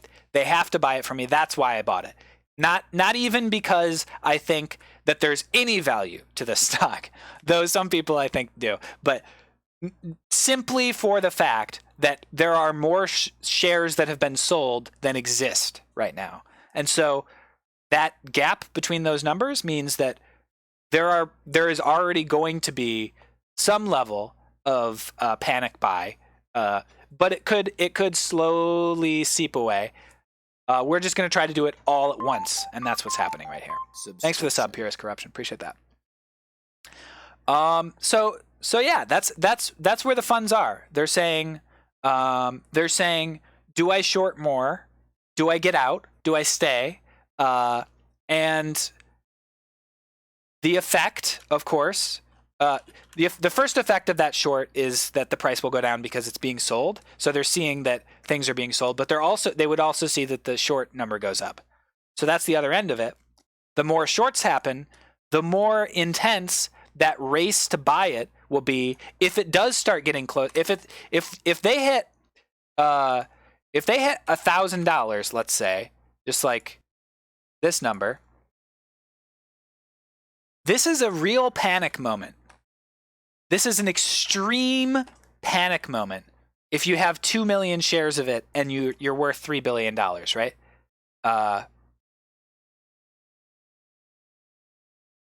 It's an extreme panic moment. You're at $2 billion of liability right now. The broker's like, they're tapping their wrist. They're looking at you. They're like, well, you better have that money. Jeremy, yes, if there are the orders already in to do it. And that's what we were talking about with financial firms see an apple's being sold for $3 there and an apple's being bought for $2 there. Let me connect those two and I'll take that dollar in the middle. That's what you're seeing when you see things get filled really quick. But at the end of the day, stock markets are me going, I'll sell something for this, and someone else going, I'll sell something for this, and then you just connect them. Comedy and gaming is just a plus on top of that con. Is this a good thing or a bad thing for GameStop? Or unclear right now. Well, the way GameStop can cash in on this is they issue more shares, right? So if they issue shares, then they can get market price for those shares. That is what GameStop can do. And the thing about that, though, it probably would so suddenly there would be new supply, right? So you can assume what would happen there if they issue new shares at the same that are essentially the same as the ones that are already out. It increases supply. It decreases the panic of the short sell, and this price, the stock price will go down a little bit probably. But again, this is a very irrational situation when you come to traditional investment theses. The short that was made was not based on anything other than other than eating the apple, right? The traditional reason you would buy that stock. The fundamentals, the future of the business, how much money it's making right now, whether it pays a dividend. That's the typical reason you buy a stock, and it's also the typical reason you sell a stock. They sold this stock without owning it. A lot of people were on the same page as it being a bad investment, and for the stock itself, usually when people are on the same page about that, the price does not go up. But this is an interesting situation where it wasn't about the stock, it was about how many people had already shorted the stock. So because so many people had shorted the stock, that is the thesis that was done by these people on Reddit and all the retail investors buying the stock. They're buying it to say, haha, I have it, and I know you gotta buy it back. And if we just keep holding on to it, it'll go up. So it does. It goes up. What are the signs it's about to end? It's hard to say. It's really hard to say. Sometimes it would be that the short percentage increased, right? Sometimes it's that the short percentage decreased. It could literally be either one. Basically, Linky, they know it's available information that a good percentage over every single share has already been shorted. And they know that if they hold and they make it so people can't cover with just like retail investors, that subscription. It's that they'll be the ones selling to these people. Where it ends, knowing how it ends is a huge question. It's a massive question. Knowing how it started is still a question. At what margin did they reach the point at which people started to get a little bit scared and started getting out of their positions? Thank you, Gargahar. I appreciate that. Gargahargar. Right, exactly. They brought someone on the board from Chewy.com. They talked about modernization. And so there was initially some positive response to the business model, right? And so, it becomes a question of like, how scared is either side going to get?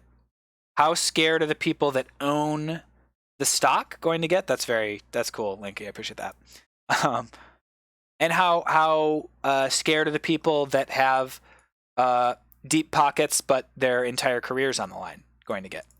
And that's the basic summary of all of this. That's every market on some level will have these pressures. If you own a stock and you start losing like 10 to 20% on your stock, are you going to get scared and are you going to run? Is there going to be a run on the banks? That's when we saw the Great Depression. One of the causes of it is a lot of people withdrew their money very quickly from banks, and it's kind of the opposite. They're selling their ownership in the interest rates of the bank like that's what's happening there, and that's why now to this day there's an FDIC guarantee on your bank deposits. It says, hey, the Treasury is guaranteeing that you have up to $100,000 or whatever it is of your money. So like, if you have less than that, don't pull your money out. We got you. The Treasury's got you. If the Treasury can't pay you, forget about it. We're all going down. 350. Yeah, exactly. So yeah. What is Reddit's role in this exactly? I haven't read up too much because economics makes you. Yeah. The thing about economics is like, this looks like a little scary probably, but it's a really simple concept if it's explained cleanly. As price goes up, more people are willing to sell. S supply, S sell. As price goes up, fewer people are willing to buy, demand. When they cross, that's the equilibrium point. Quantity is just the amount of people willing to make that trade, whether it's buy or sell. That's it. Like that's this, and then you change things like, hey, what if it's artificial supply? What if it's there's only one person that can do supply, and they're artificially restricting it to a certain point. They restrict it over here, and so the people who want it have to pay a high price. That's a monopoly. That is a point where you probably need government regulation. Price being on the y-axis is killing me. Economists are weird. You could do it on either axis. I think generally, it's been a little while. Supply demand curve. I might have done it backwards, honestly, because prices on the other. Yeah, quantity. I think for me, quantity being on X makes sense, but it can only be on the Y. The chart says so. Yeah, I mean that's the bird's eye view of it. I'm gonna go to the bathroom. I'm gonna run an ad really quick, and then I'll come back. We'll talk a little bit about like I don't know. We'll do some questions. We'll cover anything else that happened. I will be right back.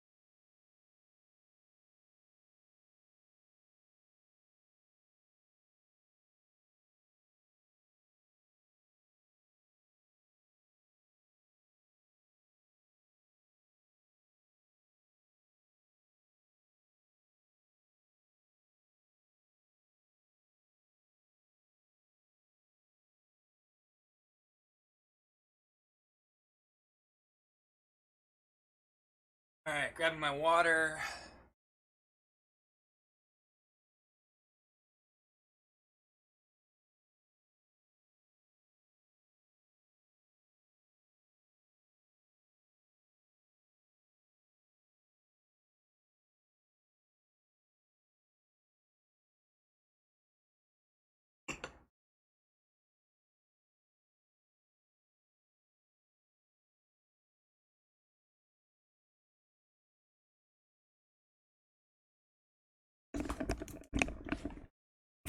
Money is vaguely fake, but it's based on reality. It's just a method to trade with each other easier.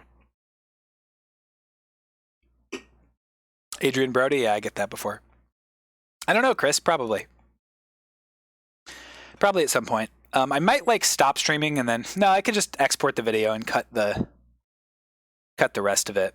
Maybe I'll upload this to the main channel instead of Phil Gamison. I don't know. That's the games channel. Those are the regular ones. This is the Discord if you're new here. Yeah, I mean, if you're an economist, you should be able to say that money is fake. I mean, it's a concept. Yeah, it's not a. Yeah, I don't have any problem saying that. I mean, saying it's fake is like kind of reductive, but like, yeah, it's invented by us to facilitate, to represent something. It represents.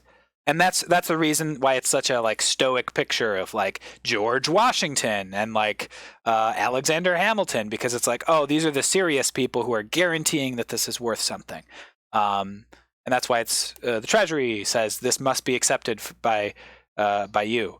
So money is, yes, it's got to have some basis in people agreeing that it is valid.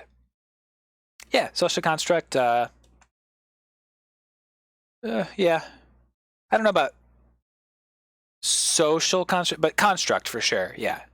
Does anybody have any questions about anything that I talked about that I might be able to help?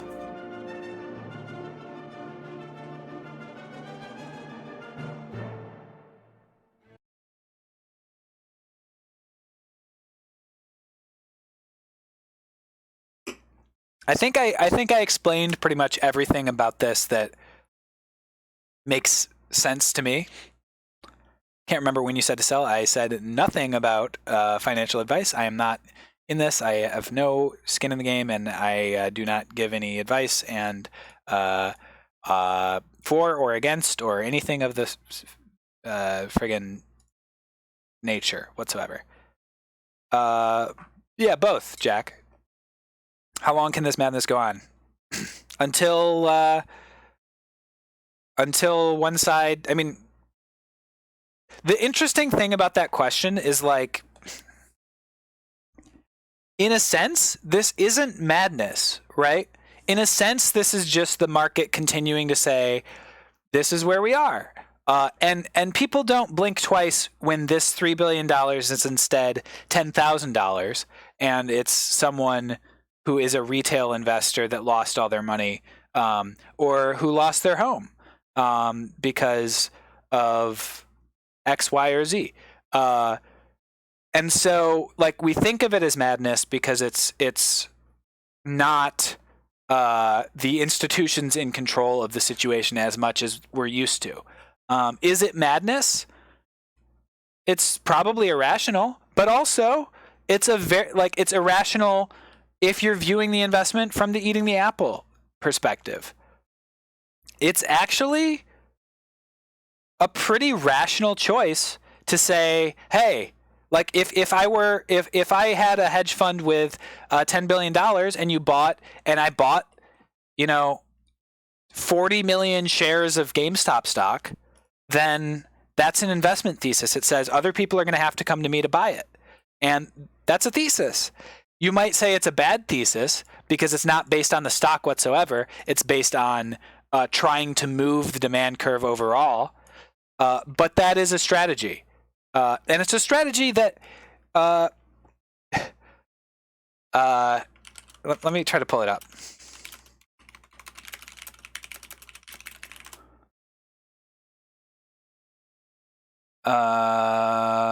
It's a fun game and a lucrative game. So you may know that Jim Cramer, the guy who buzzes a bunch of bells on the whatever, and that has the show about like stock picks and everything. trying to find the video, but it looks like maybe he successfully got rid of it. Talking about how you can short a stock to create an impression of the stock going down and then buy it back, and do the opposite. So pump and dump situations where you use the fact that you have a lot of money to affect the market, and then as the market changes to kind of reflect the image that you've presented. Again, remember, like, this 2 million selling, it looks like 2 million shares have been sold. Regardless of whether they know they have to buy them back and they're going to buy them back, they have sold. And that's what the market primarily sees. So typically that means the price will go down a little bit, and then you buy it back. That's the typical strategy of like a pump and dump situation with shorts for a hedge fund. And he's talking about how, what does he say? A lot of times when I was short at my hedge fund, meaning I needed a stock down, I would create a level of activity beforehand that could drive the futures. It's a fun game and it's a lucrative game. So people that work in finance and do money management are aware of these types of strategies.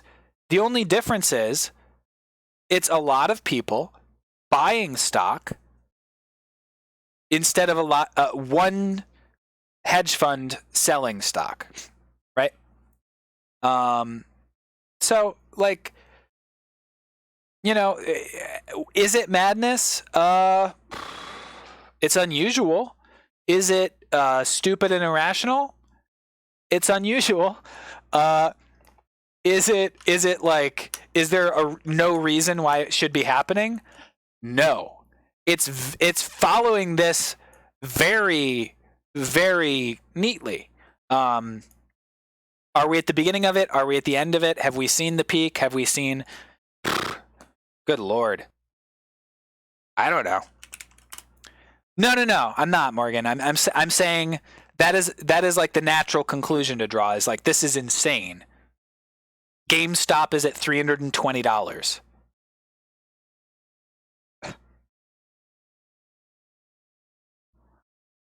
What? GameStop is a $22.29 billion company right now? Why? That doesn't make sense. It's not worth that, is what a lot of people are going to say about that. But they're not eating the apple, folks. They're not eating the apple. Is it a positive change for the world if hedge funds have to pay out $3 billion or go bankrupt?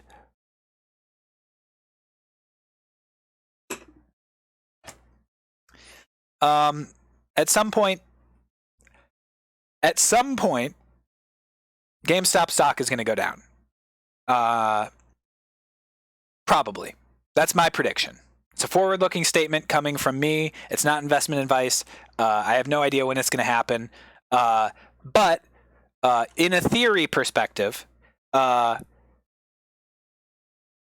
some point, enough people will have covered their shorts that it'll go down, right?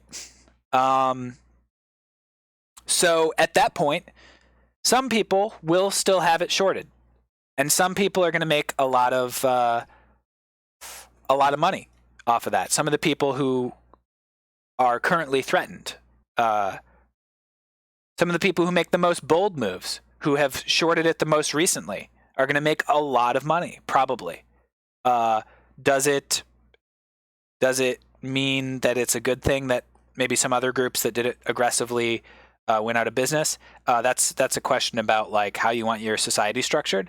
One of the other effects that a lot of people shorting a stock can have on that company is if the company needs to raise money and they do an equity, they issue new shares of stock.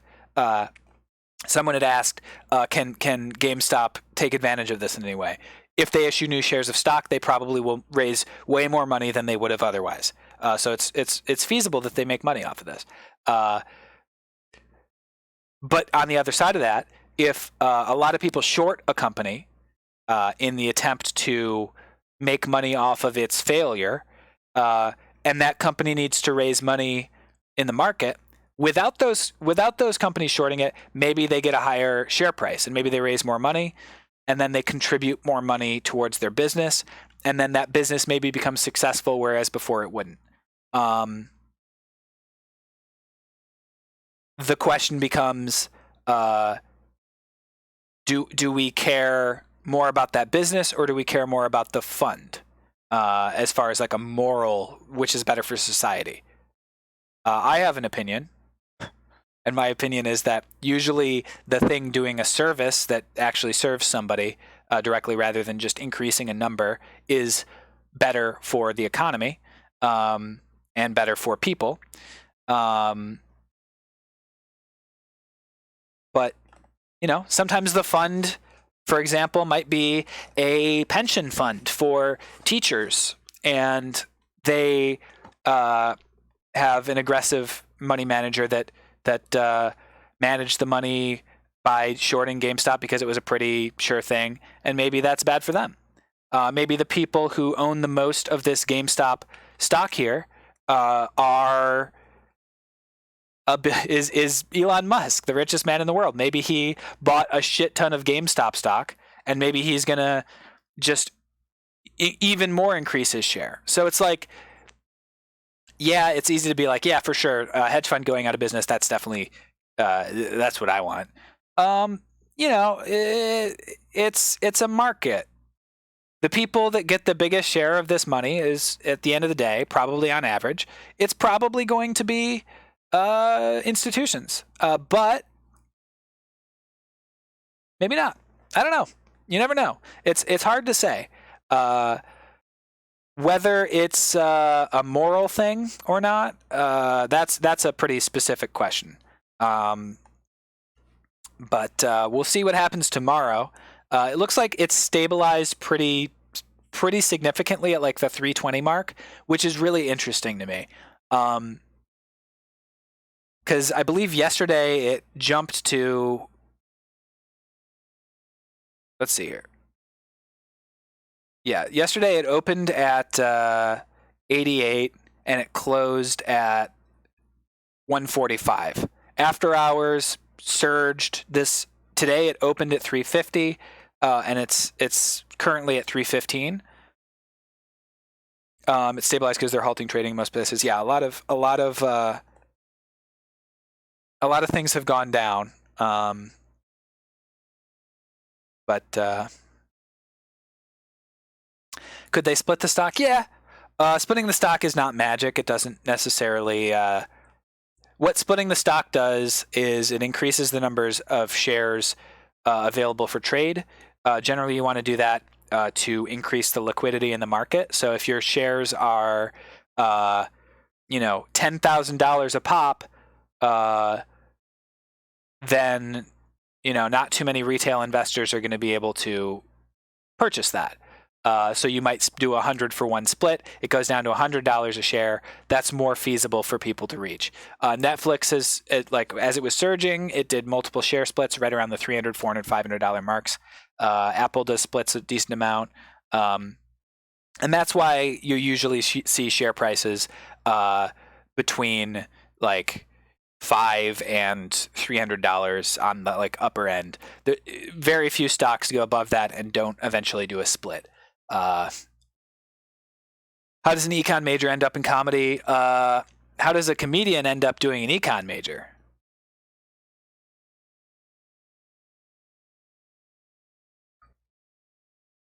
What's that, QZ? Is that about to be spam?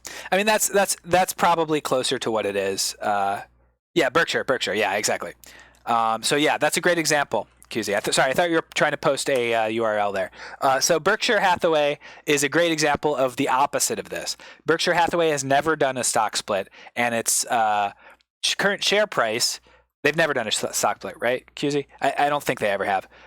This is Warren Buffett's company. It was initially, I believe, an insurance company, right? And then they just basically switched over to full investment management. 8th largest public company in the world. Textile manufacturing originally. That's the kind of stuff. So like it was originally a textile manufacturer, but they made good investments, and now they're an investment company. And per share of Berkshire Hathaway Class A shares, $342,220. So, like, that illustrates what happens if you don't do a stock split. And it also illustrates what you can earn if you keep money in the stock market and you just see steady growth throughout the years. If you look at the maximum chart for that, it looks a lot like just like the stock market does over that period of time. But yeah. There is a company that could operate as a bank as long as they also operated a railroad. Just one company. Weird. Where's a good place to find these figures? Percent shorted, short volume. I'm not sure what the best like average method of finding those figures is. The thing about like a percent shorted investment strategy, it only works if a lot of people have that strategy, or if you have a lot of money backing you. A lot like these strategies we were talking about with like Jim Cramer talking about how he would create a level of activity to get the price movement he wanted, right? Like that only works if you have billions of dollars available to you to affect an entire market of a stock. This is, keep in mind, guys, this is, the sharks are in the water on this. This is where people become billionaires, the stock market. So in order to affect the market, you have to make a very powerful move. And so the reason everybody's freaking out about this is because it's very rare to affect the market on this level from a retail investor standpoint. Hedge funds do this on a relatively minor scale, relatively frequently, as far as I know. Like it's impossible to prove. SEC, blah blah blah blah blah blah blah. And that is a joking comment, not targeted at any hedge fund. But it is something that is difficult to do if you don't have a lot of money or a lot of people. Do you think these Redditors might do it again? Well, they were trying to, right, with Nokia. So Nokia's up 59% today. On Friday of last week, it was $4.20, LOL, and right now it's $7.54. So obviously not as big a surge, but as far as percentage goes, it's almost 100% in a few days, which is, if you can get in on that and get out of it, that's a quick thing. AMC stock is currently up 265% today. 5 days ago it was at $3. Right now it's at $18. So yeah, that's clearly another one where there's been substantial movement in just a couple days. That's not financial advice. I'm not advising that anybody invests in any of these stocks, or does not invest, or gets out of positions, or goes into positions. I'm just talking about what has happened. BlackBerry is up 37%. Yeah, it's just a joke that could have legal repercussions, Jeremy. That's why I'm making it very clear, and why I have to. Because you have to, if you make forward-looking statements, it's illegal. I'm not doing that. This is not financial advice.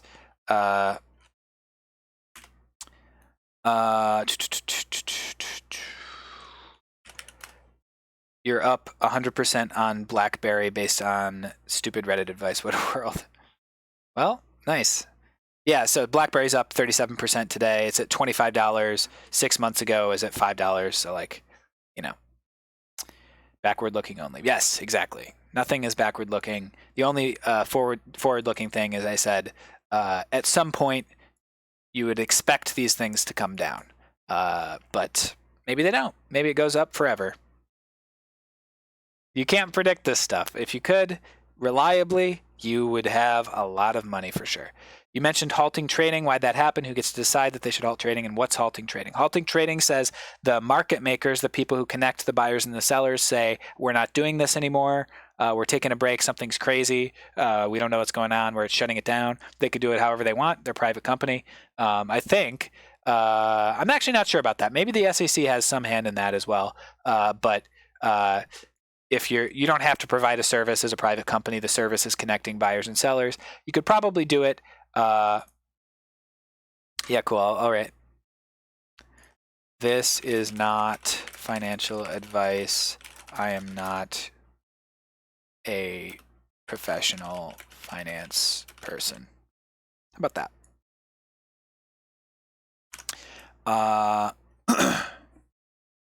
How does it help them to do that? What do they gain by halting trading? So if you're the broker, you might want to halt trading if you expect that your clients that borrowed your shares are going to go bankrupt. You might want to halt trading. Like the SEC might say, this is getting too volatile. This is bad.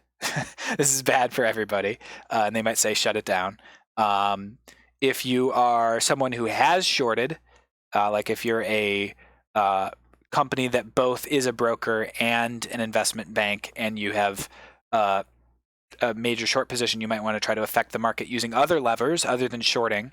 Those are some of the reasons that it might happen. Yeah, that's kind of the bird's eye view. Algorithms could have a bug that causes a feedback loop. Yep. So a lot of trading is algorithmic at this point. It says, hey, if it's at this price, buy. If it's at this price, short. If it's at this price, sell. If it's at this price, or it's followed this pattern, do this thing. Since a lot of trading is pattern-based, algorithms are good at patterns. And so there's a lot of algorithmic trading that might have an overlooked thing that causes them to double down on something and destabilizes an entire asset class, which messes up the economy. See 2009 with mortgages, but done with algorithms instead of people.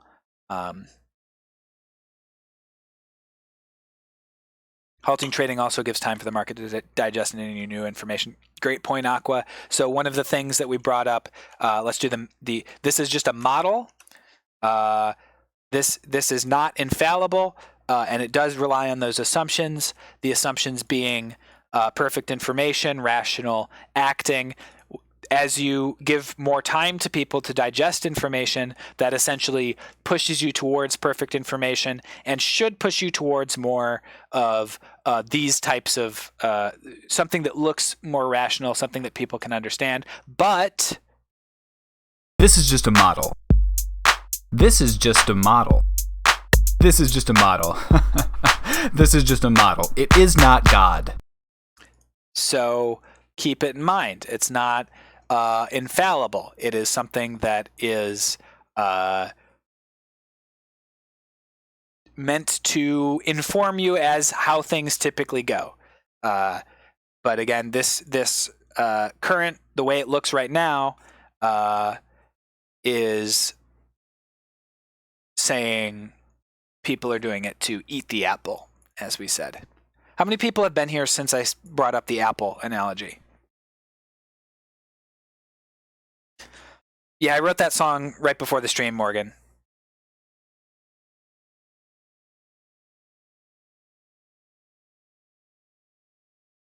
It is our best representation of reality, not a true representation of reality. It's not even really our best representation of reality. It's a model for a specific situation. Reality is going to be a lot. This is a very simplistic view of reality. Great. A lot of people have been here right during the apples or right around that time. I'm still waiting on the games to start. I only invest in index funds. Sorry, Chris. Most brokers are opening up GME trading. Again, been here for an hour and a half. Use Phil's pizzas instead of apples. Certainly could. Apple analogy was great. Yeah, I think that one of the main issues with explaining economic concepts when it comes to like stock or bonds or whatever is people just jump straight to stocks and bonds. And people are so confused about what those are to begin with, that it becomes very difficult to very quickly grasp whatever's going on. I think this analogy would have made more sense if I used oranges instead. The road is orange. Why didn't I use oranges, dude? What an idiot. I explored doing that in college, and the fees devoured the profit. What are you talking about? You're talking about an investment strategy? Yeah, fees will get you. Fees will get you. That's what happened in the Wolf of Wall Street. Wolf of Wall Street, if you'll remember, they traded penny stocks. They didn't trade penny stocks because they thought that the stock was going to the moon. They traded penny stocks because the fees on penny stocks were 1-to-1. For every dollar they invested, the broker got $1 back. That was why they did that. So a lot of people are like, oh, this is Wolf of Wall Street. No, Wolf of Wall Street's about the institutions taking advantage of the fees that they charge. So keep that in mind too. It's not just about friggin'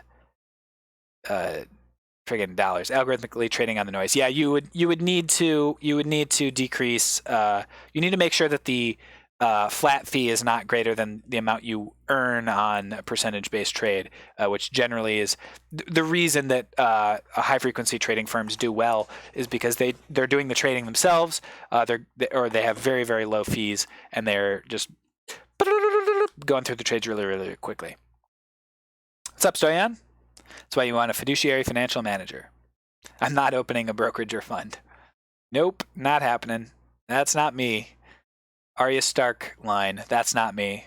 Fiduciaries are important. I missed a drink water. Let me grab a glass of water. That's clearly a copy paste from Pogman. We're going to have to switch up that timer. Be right back.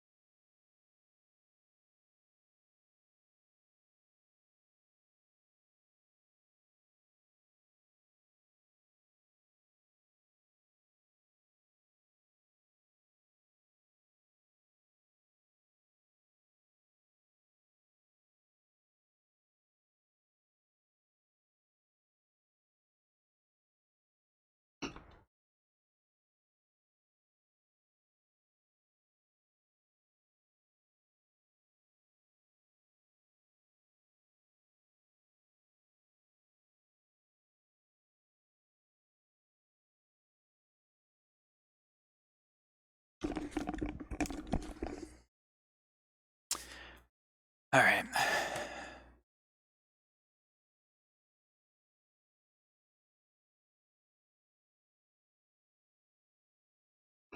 This stream is so high energy for a lecture on economics. Cheers, bear suit attack.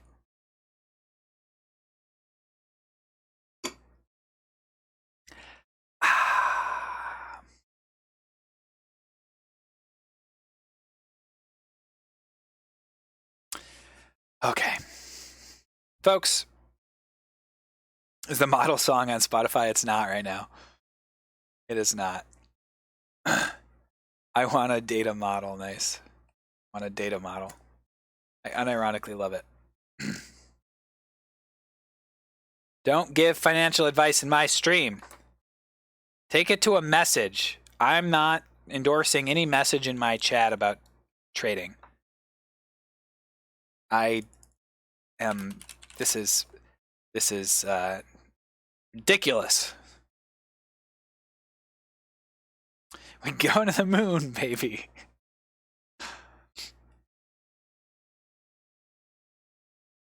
Sorry I missed it, Pog, man. Phil says, don't ever trade ever, education only. Exactly. This is, don't trade based on anything I say. Unless it's general economic concept that you understand now that you applied to a specific trade later. All right. Cool.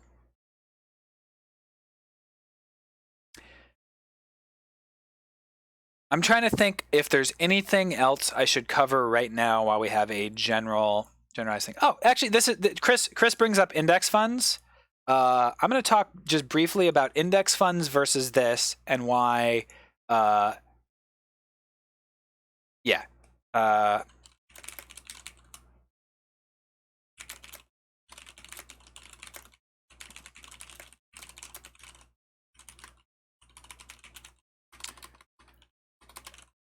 Okay, Twitch. What are options? Oh, sure. I can answer what are options.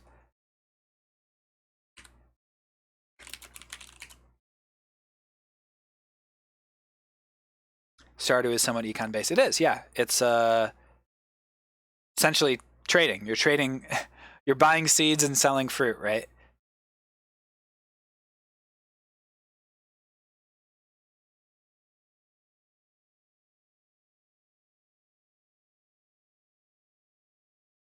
Okay. A hedge against inflation. I mean, that's that we're getting into belief there for sure. Okay. So here we go. Let's start with options. I will explain options. Options are, in a sense, a lot like a short. But instead of being obligated to sell it, you have the option of selling it or buying it. So you've got two main types of options are a call and a put. Okay, so when people talk about options, they're talking about calls and puts. Calls are akin to buying it, and puts are akin to selling it. When you okay, so let's say the same exact thing here. Okay, you expect.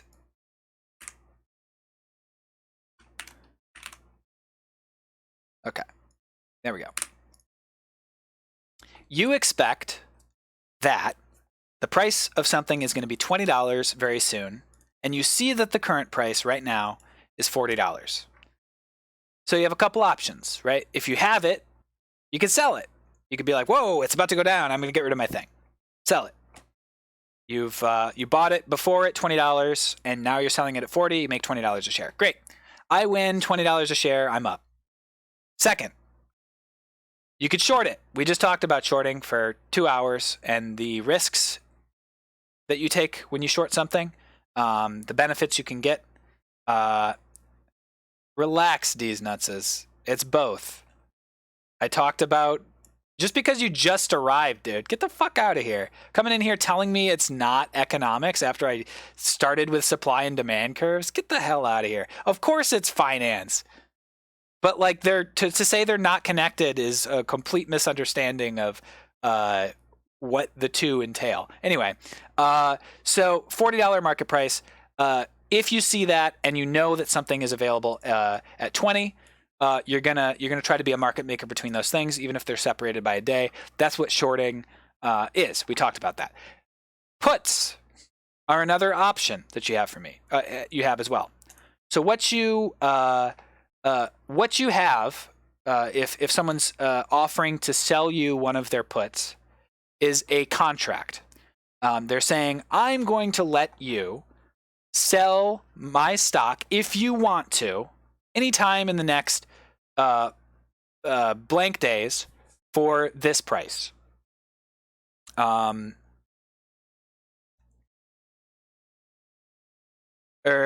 me think. Okay, so calls are, I'm going to let you buy a stock from me. Puts are, I'm going to let you sell. Cool. Yes. So what that is saying, let's say you buy a put in the money, which means it's within a reasonable time frame, and you say, I'm going to buy the right to sell this stock for $40 at any time in the next 2 months. I'm not going to sell it outright, which is what shorting would be. I'm just going to buy the right to sell it for $40 anytime in the next 2 weeks. And maybe that costs you $1 for every 100 shares you're allowed to sell, right? So you buy 10 contracts for $10. you get the rights to sell this stock at $40 for the next 2 weeks at $40. And so you're out $10 to begin with. What's up, Sensible? So you've spent $10, and right now that's worth nothing, right? Because it's already at $40. So you've spent $10 and you're out $10, right? There's no benefit.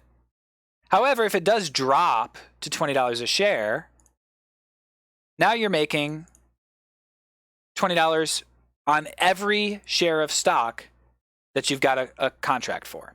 So it's essentially saying, like, I'm buying the right for the next 2 weeks to have shorted this price.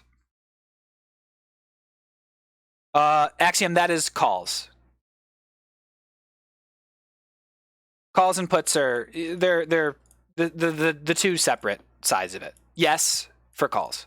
We're talking puts first because it's the corollary to shorting. But calls, yes. So it might be easier to understand from a calls perspective because calls are closer to what the average person would do. The average person typically buys stock, so calls might be a little bit easier to understand and maybe even easier to explain. Why would you ever short if you could put? What's the advantage? It seems less risky.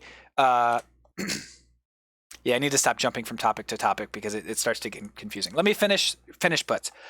So the benefit of puts. I mean, this price is probably pretty low. $10 for 10 contracts is very low. So the numbers are not quite right here. But the benefits of options are, first, you don't have to own. You're not guaranteed to do the other side of it, right? So if you buy a put, the benefit is if the price skyrockets, the money that you lose is the price that you paid to buy the put. What's up, Panicotta? The price that you paid to buy the put is what you lose.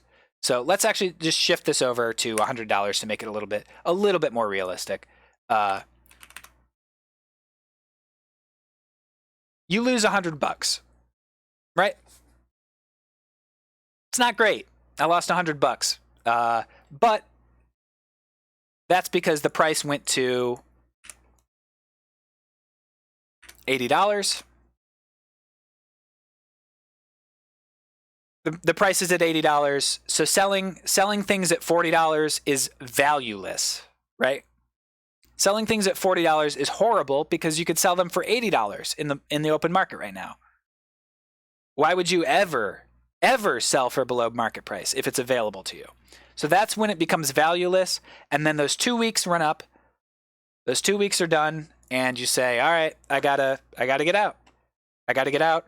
And the reason you got to get out is your time is up. You don't have a choice. So your $100 expires, you lose your $100.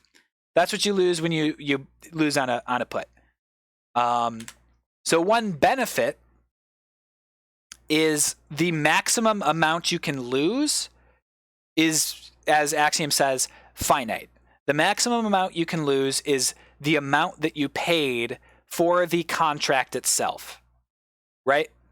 So shorting also has a contract price, but it's going to be a lot lower than the put price because they know they're also going to get the stock bought for them for sure. Whereas for putting, essentially they're saying, I'm willing to forego any money I could have made by trading this either on the upside or the downside for the next 2 weeks in return for $100. That's what a put is. If that didn't make sense to you, I think you're going to understand calls better. So let's just switch this up. So let's say you expect a stock, let's say, let's go back to apples real quick just to make it a little easier because I feel like stock is going to be a little bit confusing. Let's say you just heard that there's an apple illness on the way, and people aren't taking it as seriously. COVID, but for apples, is about to happen. Okay, and people aren't taking it seriously. People are going out. They're playing wiffle ball in the apple tree, whatever. You expect the price is about to be $5 per apple, but right now the market price is $3 per apple. Now you have a couple options, right? You could buy apples and you say, "Hey, I'm going to hold on to these apples and make $2 an apple." Pretty good profit, 40% profit immediately. Well, I guess it's reverse. It's more than that. It's almost 100% profit. Regardless, okay, 66% profit. Or you can take a look at the options market and say, all right, there's a contract available. I can buy 100. I can say to this guy who sells calls the option to buy his apples. I'm going to make a deal with you. I'm going to go up to this guy. I'm going to say, hey, I'm going to give you $100. $100 straight up. Just give you $100 if you allow me for the next week to buy 500 apples for you anytime during the next week for, let's say, $350. All right. $100. And I can buy 500 apples from you for $3.50. And he's like, $3.50? That's more than I'm selling them for right now. That's awesome. You're giving me $100 straight up. That's awesome. And I'm guaranteed that if you exercise this, like the worst case, I'm getting $100. Best case, I'm getting 500 apples sold. Deal. I'll make that deal with you for sure. So what has he given up and what have I given up? He has given up the profit that he would have made on those apples if the price goes above $3.50. And the apples are fresher, if you call it. Yes, that's also huge in the stock market.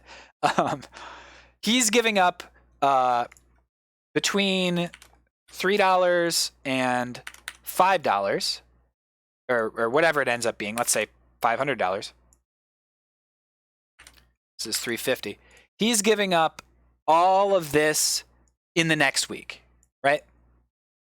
So if something crazy happens and apples are selling for $500 a pop, for those 500 apples, he's restricted those out of his supply. He's not allowed to sell those because we have a contract. And I say I could buy those anytime I want to for $3.50. So that's what he's given up. But in return, he's gotten $100 and maybe he'll end up selling some things to me. Mainly, he's gotten that $100 from me. That's really the benefit. Let's say it does go to $5, right? So, goes to $5. If I'd had that $100 and I just bought 33 apples, I would have had 33 apples for $99. I would have sold them for 5 times 33, which is $165, and I would have made $66. Not bad for an investment of $100. 66% return is pretty awesome. This contract, which has $100 risk, full risk,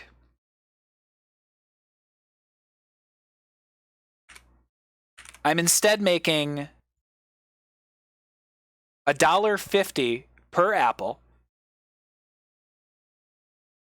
and there's 500 apples, making $1.50 because I can immediately sell them for $5 and buy them for $3.50.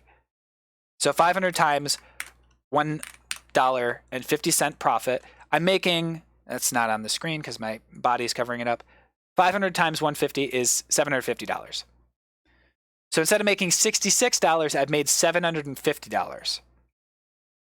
So the upside on this contract is big, in the same way that the downside on a short could be big, because it can keep going up, right? But If that week passes and the price is $3.25, the price is $3.40. Let's look at those same two things. If I'd bought 33 apples, $3.40, I'm making 40 cents an apple. That's not amazing, but for $100, yeah, sorry, you make $6.50. You're right, Rank. You do subtract the $100 that you spent on the contract, because that's spent, that's gone. It's immediately gone once you send it. So that's correct. You do spend the contract price. You don't get that back for no reason. If it only goes up to like $3.40, you're making 40 cents per apple times 33 apples. So that's 2/5 of 33. So it's like $6.50, is it? $6.60. Make $6.60. So you're positive $6.60 if the price only goes up a little bit. Now the price still went up, and I bought those contracts. I bought $100 worth of contracts to sell them anytime or buy them anytime in the next week for $3.50, right? So surely, since the price went up, I'm also going to make some money. But again, if I buy them for $3.50 and I sell them for $3.40, every apple I buy, I'm losing 10 cents. So I'm not going to do it. I'd lose more money if I exercise that contract. So in the kind of right scenario, not even the wrong scenario of the price going down, in the kind of right scenario, the return is minus $100 for a call. Right? Is everybody with me on that? On how that happened? If not, which part's confusing? Where did I lose you?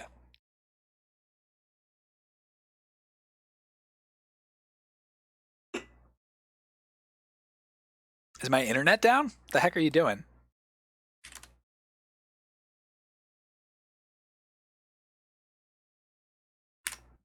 There we go. There we go. Makes sense. Now you're here. Making sense. Making sense. Cool. So that is the silence is lack of understanding. That's what I thought. King made a comment. That's why I asked. Got distracted, unfortunately. Now that I've explained the topical bit, yeah, the options thing is not as topical. Why should I not bid $1,500 for Baltic Avenue? The apple started at $3, but your contract was for $3.50. Is that right? Yes, correct. Helm's Deep Nest. So the contract was for $3.50. I could buy apples whenever I want for $3.50 was what the contract was. That guy was like, yeah, that's great. I can sell my apples for more than they are right now, and he's paying me $100 for that right. Do you pay $100 to buy apples to sell, or do you make a contract to buy the apples for yourself? I would say the loss is way less if you don't intend to sell them. Do you pay $100 to buy apples to sell, or do you make a contract to buy the apples for yourself? Exactly. That is the question. The loss is way less if you don't intend to sell them. Either way, you're intending to sell them. Buy a $100 call for $3.50 apples, and you lose $100 if the apple price doesn't go above $3.50 before the contract expires. Exactly. And if it goes to like $4 instead, the strike price was $3.50. If you're using call, if you already know what the terminology is, then this should not be confusing to you. If you want to know what the terminology is, market price is current price is $3. It says it right there, $3. The strike price, which is what when you say strike price, what does that mean? That's what the contract is made for. Duckman, thank you for the 5 gift subs. Appreciate that. Strike price is $3.50. That says I could buy these for you for from you for $3.50 for the next X number of days. Let's say a week. And then the actual price by the highest price that it got to, or the price that you end up the thing expired at, is $3.40. This means you lose everything, right? Because as long as the actual price is below the strike price when you're buying a call, you lose. You lost. If this were a put, Gifted. you'd make 10 cents per apple Subscription. times 500 apples. That'd be $50. So you'd only lose $50 because of the cost of contract was 100 in this example. Okay, so if all of that is true, what is the summary of calls versus buying, and then also the summary of shorts versus puts? Okay, calls versus buying. If you buy a stock, your risk is the amount of money that it cost to buy the stock. So if you buy 100 shares of something at $100, that's $10,000 of risk that you have because you've put $10,000 into the market, right? If it goes bankrupt, you lose all that money, you go to zero. 10,000 out. If you see a similar, you have a similar thesis, you think this stock's going to go up very quickly, maybe you buy a call instead and you spend $500, a max number of apples. Yes, it does, Helm Steep Ness. Each contract for calls typically, I believe, is it 100 or is it 1,000? It's 100 shares, I believe. And that's the same for any type of option. 100, yeah, that's what I thought. You're buying the right to buy a certain number of apples, or in this case, stock, with a call. So if you think it's going to go up, maybe you buy 500 options worth, or you buy 50 options, which gives you 5,000 potential apples you could buy. And the amount that you pay, the risk is, the nominal amount of risk is lower, right? Because the amount that you've put into the market is lower. However, the variance on the return on your investment is huge, because if it doesn't go up, you just lose what you bought. You own nothing other than a piece of paper that says, I can buy the stock. Whereas if the stock doesn't go up or it goes down a little bit, when you buy the stock, you don't lose the full 10,000. You lose maybe $500, or you lose $200, or you gain $300. And the difference between those is, like, it could be a dollar in the share price when you're doing options.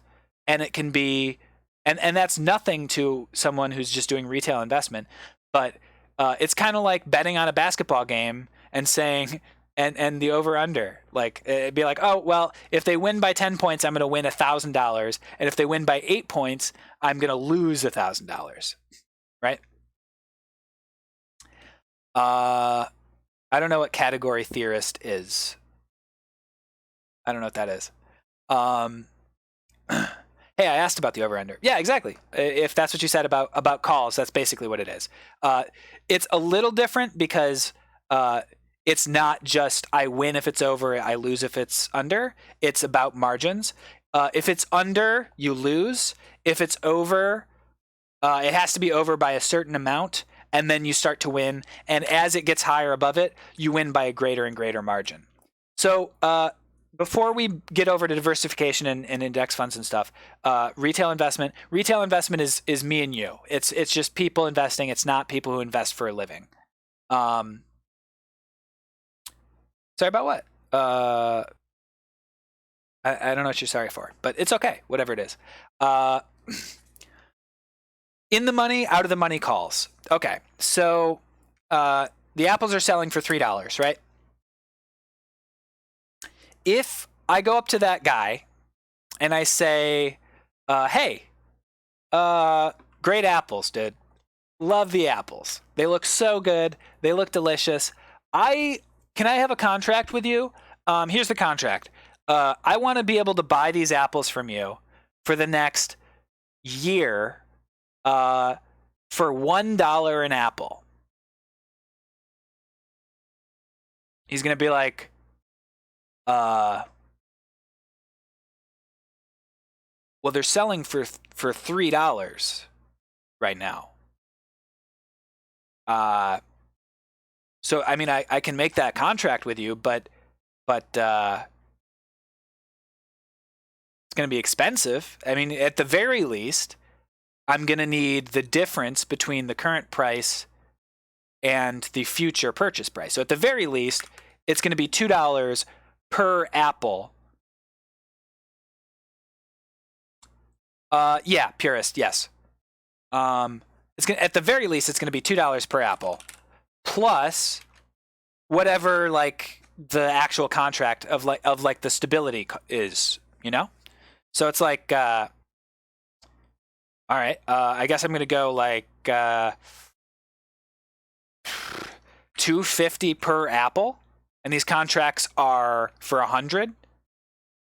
So minimum $250 for a contract, right? Minimum. I got it. Discord. Here's the Discord, people. All right, Pogman. See ya. Minimum it's $250, and that's what's called an in the money call. They're more expensive because already the value of the contract, you can realize it. You could exercise that contract today, and it would be a positive value, right? So if you ask for something that is below the current purchase price and you want to be able to purchase that in the future, that's an in the money call. They're more expensive. Out of the money calls are saying, I want to be able to buy these apples for you for a year at $5 a pop. The guy's like, oh, all right. Well, it's only $3 right now. I guess it's basically like free money for me, because like if the price doesn't go up, I'm just getting free money. So maybe that's just like 10 cents. It's got to go up almost 200%. And even if it does, I'm going to be able to sell all my stuff for that really inflated margin. So like, yeah, if you want to, I'll sell you a bunch of contracts at that price, and I'll do it cheap, because I'm going to be guaranteed to make some money. This is options trading. This is stuff that if I were to give investment advice, I wouldn't recommend anybody did. I'm not, but it's pretty in-depth stuff, and it's like, you know, that's basically it. Okay, so the benefits of calls and puts. Can anybody kind of someone who didn't know coming into the stream, what's the benefit of calls and puts versus buying and shorting? And what are the disadvantages?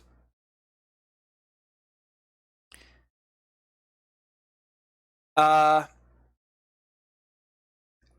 of. So it is a riskier investment, actually, per dollar. But it does have the reason you would do it is your leverage is higher, essentially. You can make more money with less starting money, but you're more likely to lose all of it. That's essentially the summary.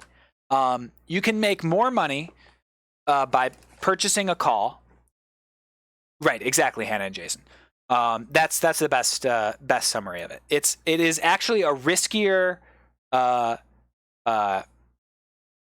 investment per dollar, but it is limited. It is whatever you buy the contract for. It's limited. And the second piece of it. All right, Jack. Thanks for coming by, bud. And the second piece of it, buying has finite downside and an infinite upside. Correct. And so do calls, but the amount of money you put into buying is more expensive per return, is the best way to explain it. Your return on investment is lower for buying than it is for calls if things go way up. The risk is lower if it stays kind of close to the current price, and if it plummets, the risk is you lose less money doing calls than you do for buying. And the same is the opposite is true for shorting and puts. Jack McJack, thank you for the Prime sub, bud. Hope to see you soon. Buy is more risk, more reward. Call is less risk, less reward.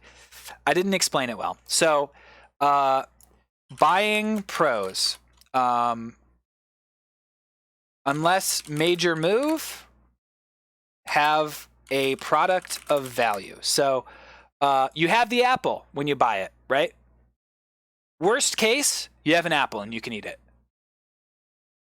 That's one benefit of buying, right? The worst case scenario, you actually have the product. In the same way that if you get a call, you only are buying the option of buying it. The counter side of that, the opposite side of it, is that if it plummets, you have that money in. That's not good. Major move equals major loss in value, right? So if there's no major move, you still have something that is valuable. If you do have a major move that is the wrong way, major loss in value or gain, which is potentially possible. So if you expect it to stay about the same, you should buy, or if it's paying a dividend, you should buy, or et cetera, et cetera. Call pros. If there is a major move, you make more per dollar. So you make more money for every dollar you put in if you're correct on a call, right? If I put $100 in and I made $650 instead of making just $66, I'm going to choose the $650, even though I made the same prediction. However, if it went to $340, I made a little bit of money when buying, and I lost $100 when calling. Even though it's a ballpark, the same idea. The price is going to go up, right?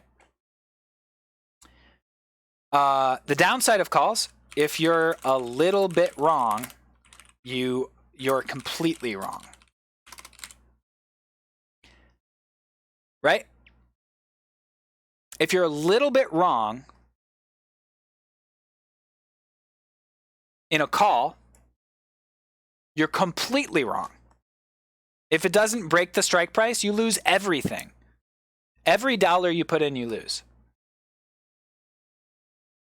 But if you're right and it goes way above, you make more money.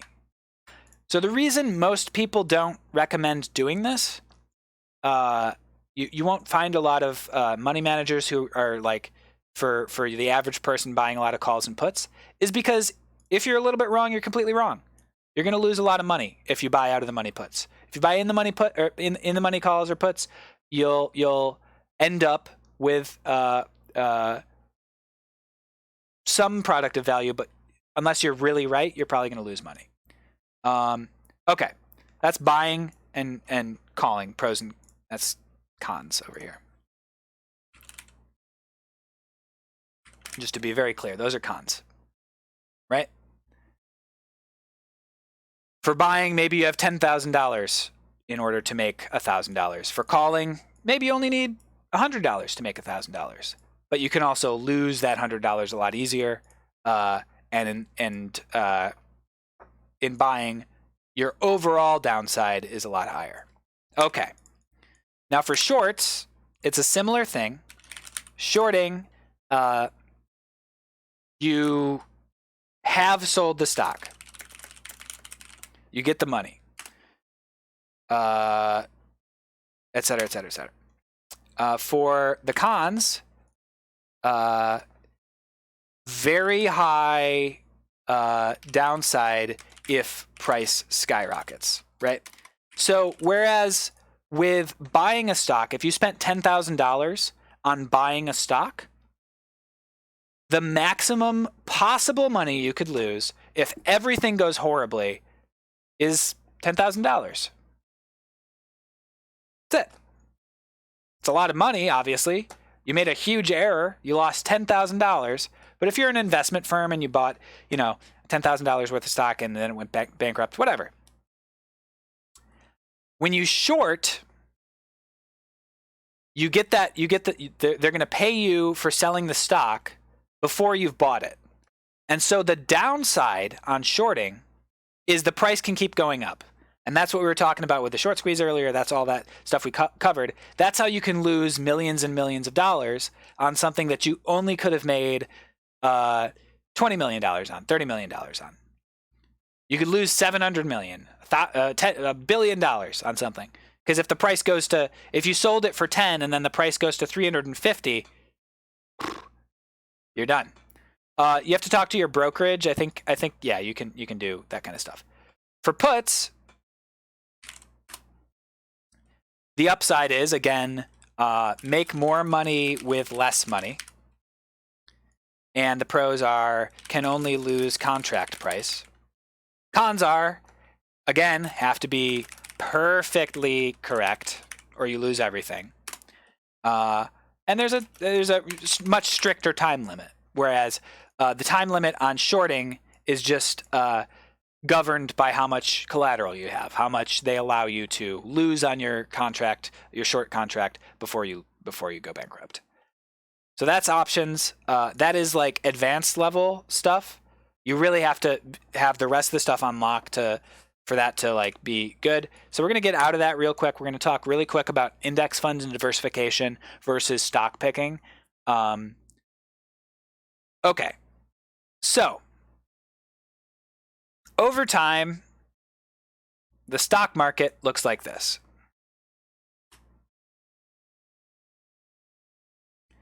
Yes, GeForce, you could be the market provider for either of those and just do the opposite. Selling naked calls would have unbounded risk. They can buy it. I think selling naked puts has unbounded risk, right? Boy. Yeah, as soon as you start getting into market making for derivatives of purchases and sales, you have unbounded risk if you're forced to buy something from someone at whatever price they say. So it would be yes. That's how it goes. Yes. Okay, so this is the stock market over time. Where do you make money on shorts? If the price goes down, you've sold it at for example, you've sold it, for example, at $3, and then the price actually goes down. The price goes to $2 instead. You've made $1 for every thing you've shorted as long as you execute the trade and buy the thing back at $2.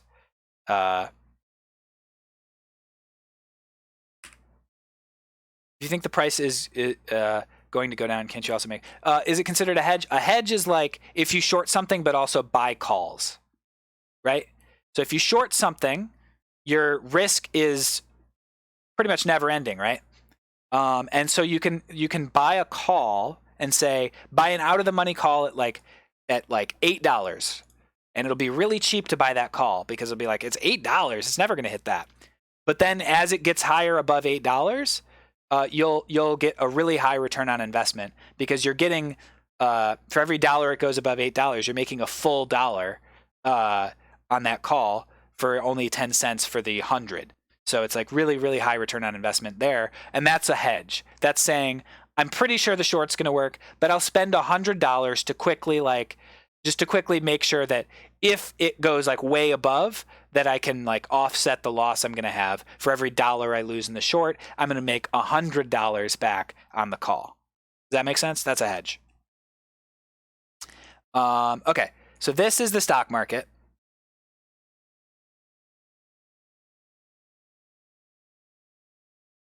Can a hedge ever be profitable? Yeah, it can break the returns on a short, but the purpose of it is to, like for example, if you shorted 1,000 shares or you shorted 1,000 apples, and then it started going up and you started losing $1,000 for every dollar it went up, but you bought a hedge at like $10. Strike price, and you bought 1,500 worth contracts to buy 1,500 apples at $10. For every dollar it goes up, you make 1,500, but you lose 1,000. So you could feasibly make it profitable. But as Axiom is saying, you shouldn't expect it to be profitable. You're using the hedge. Exactly, Delrian. That's what we're talking about. The call covers shorts if you buy it out of the money and it's cheap. Okay, so this is the stock market, guys. This is a perfect representation. Just kidding. This is not perfect representation. You could call it a hedge because it's way out of the money, and it's just like, all right, we'll just be safe and just do this because it's cheap. The investment on that would probably be like a couple $100, whereas the short is calling it a hedge is more about how much money you put in at the start of the process rather than the returns. Because they probably did not do that, the Grand Poba. They probably did not make the call, and since they did not make the call, they are not protected. Also, those calls have a time period which they would expire even if they did, so they would have to exercise the call. So that at the end of the time period, it would disappear, their protection's gone, and then the short position still happens. They should get out of both positions, but either way, they're going to be buying stock, and it'll push the price higher. Okay, so this is the stock market. The idea of an investment with diversification is saying, I think it's going to go up over a long enough period of time, as long as I don't, bet the house on the wrong guy. Eventually, I will go from here to here, right? There's a lot of periods in here where stuff goes down. And the stock market, when we say the stock market, we're talking about every stock kind of put together. As you know, this is not the perfect representation of any individual company. A lot of companies go bankrupt. It happens. A lot of companies go bankrupt, and if you're invested in it, heavily in it, you're going to lose all your money. The reason you invest in multiple companies is to get as close to something like this as possible. Let's say I have the option for you to watch me flip a coin. And I flip the coin, and when I flip the coin, you're either going to triple your money or lose your money. The idea, and let's say you go to the beach, and there's 150 guys all offering this exact deal. You can either go to one guy with $100 and say, yes, I want to do this. Or you can go to 100 different guys and give them each $1 and do this.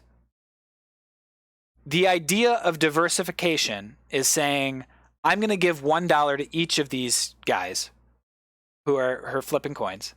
And on average, since it's a coin flip, I'm either going to get 0 or I'm going to get $3 back, right? And so the average of that is I'm going to get $1.50 back. The idea of diversification is giving each of them $1. The idea of I want to make, I'm going to do a high risk strategy is give one guy $100.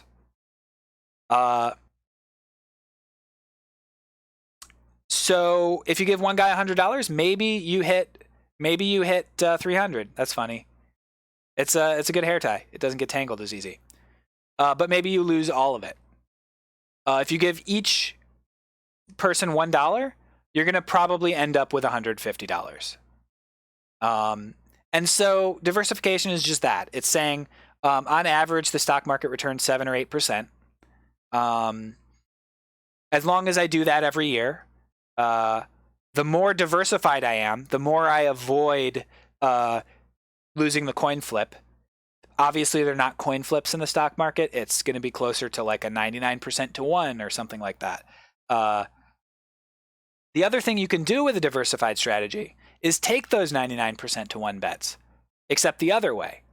So if you see 1,000 guys on that beach and they say, hey, I've got 100 numbers you could pick from. If you pick the right one, you're going to make $30,000. Or, sorry, $500,000. And if you pick the wrong one, I take your money. It costs $1 to play, or it costs $100 to play.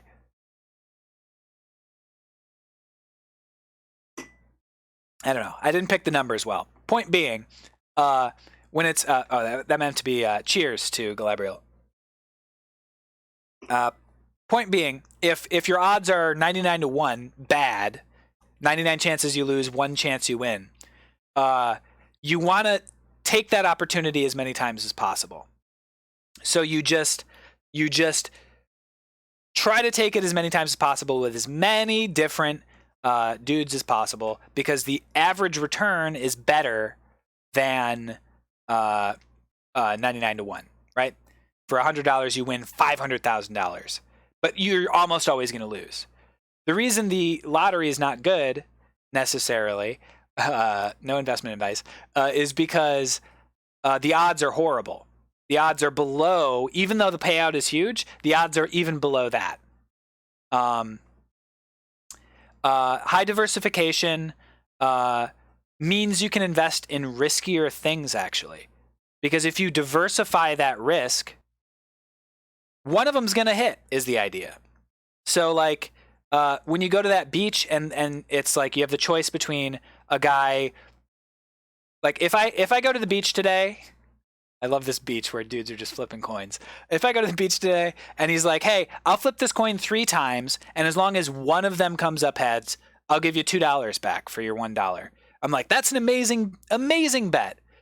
There's only a 1 in 8 chance that I'm not gonna get $2 back. That's awesome. I will 100% do that. But he's like, I'm only gonna let you do it once, though. And then on the other side of the beach, the guy flipping 3 coins and being like, if any of these comes up heads, you're not gonna win. I'm gonna take your money, but if you win, I'll give you $100. That's the better bet, actually. That's a better bet because it's almost a 10 to 1 return on average, but you only win 1 out of 8 times. So I probably take, like, the average person's probably gonna take the one that they usually win. Particularly if they're like hurting for money, if they're like just trying to put like $100 in the stock market, etc. So on the other hand, if you go to that same situation, right, if someone ever gives you 10,000 to 1 odds, you always take them, no matter what the payoff is. However, if you see a bunch of people offering that really risky but high return investment, and you see enough of them, the law of big numbers says you're going to get a return on that. And so diversifying your investments is the same way. When you see someone saying an index fund, someone saying this is how I invest, what they're saying is I'm going to diversify my risk, which means I'm going to get as close to the expected return as possible. And also, in many cases, I can invest in riskier things because I've diversified. Like, if this one fails and that one fails and that one fails, then this one might still succeed and it's going to have a higher return on average, right? So that's the idea of diversification. That's why people recommend for retirement accounts taking like total stock market stuff. Index funds and diversified risk gives you the foundation to be risky. Yes, there's 2 effects of it. The first is like you're less likely to go just absolutely bankrupt, and the second is, I mean that's essentially what it is. Diversification is essentially saying I'm not going to get screwed by having a bit of bad luck. I need a lot of bad luck on thousands of things. Galadriel got it. Nicely done. I don't think we should do that. These. Also, I'm getting like I think I have to probably wrap it up because I don't know if you can hear my voice right now. Can you hear the rasp appearing there? What Deez is talking about is if like 2 stocks are connected, does that, if the same thing can cause 2 stocks to go down at the same time, you got to pay attention to that essentially. Or if one stock goes down, one goes up, etc. A bit of a rasp going on here. I'm going to take a sip of water here. Cheers, Kim. And I'm going to wrap it there. Guys, thank you very much for joining. Probably a lot of this was like close to right, or I used the wrong words for stuff. I think I'm going to upload this to YouTube. So, hey, YouTube, if you want to say hey to YouTube, swing it on in the chat right now. Thank you very much for joining, everybody. Hope to see you on the Discord. Hope to see you tomorrow. I'll be playing games again.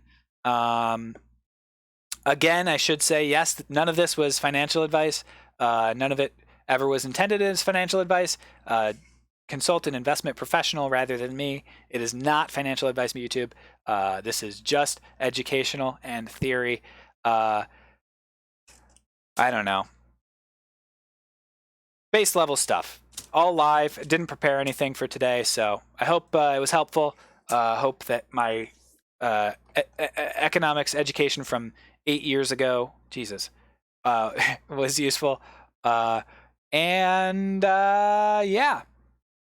only thing I prepared was the song. And let's just listen to that one more time. This is about the supply and demand model. This is the It's Just a Model song. This is just a model. This is just a model. This is just a model. This is just a model. It is not God. So, thank you for the gift sub there, Tab. Let's go raid someone.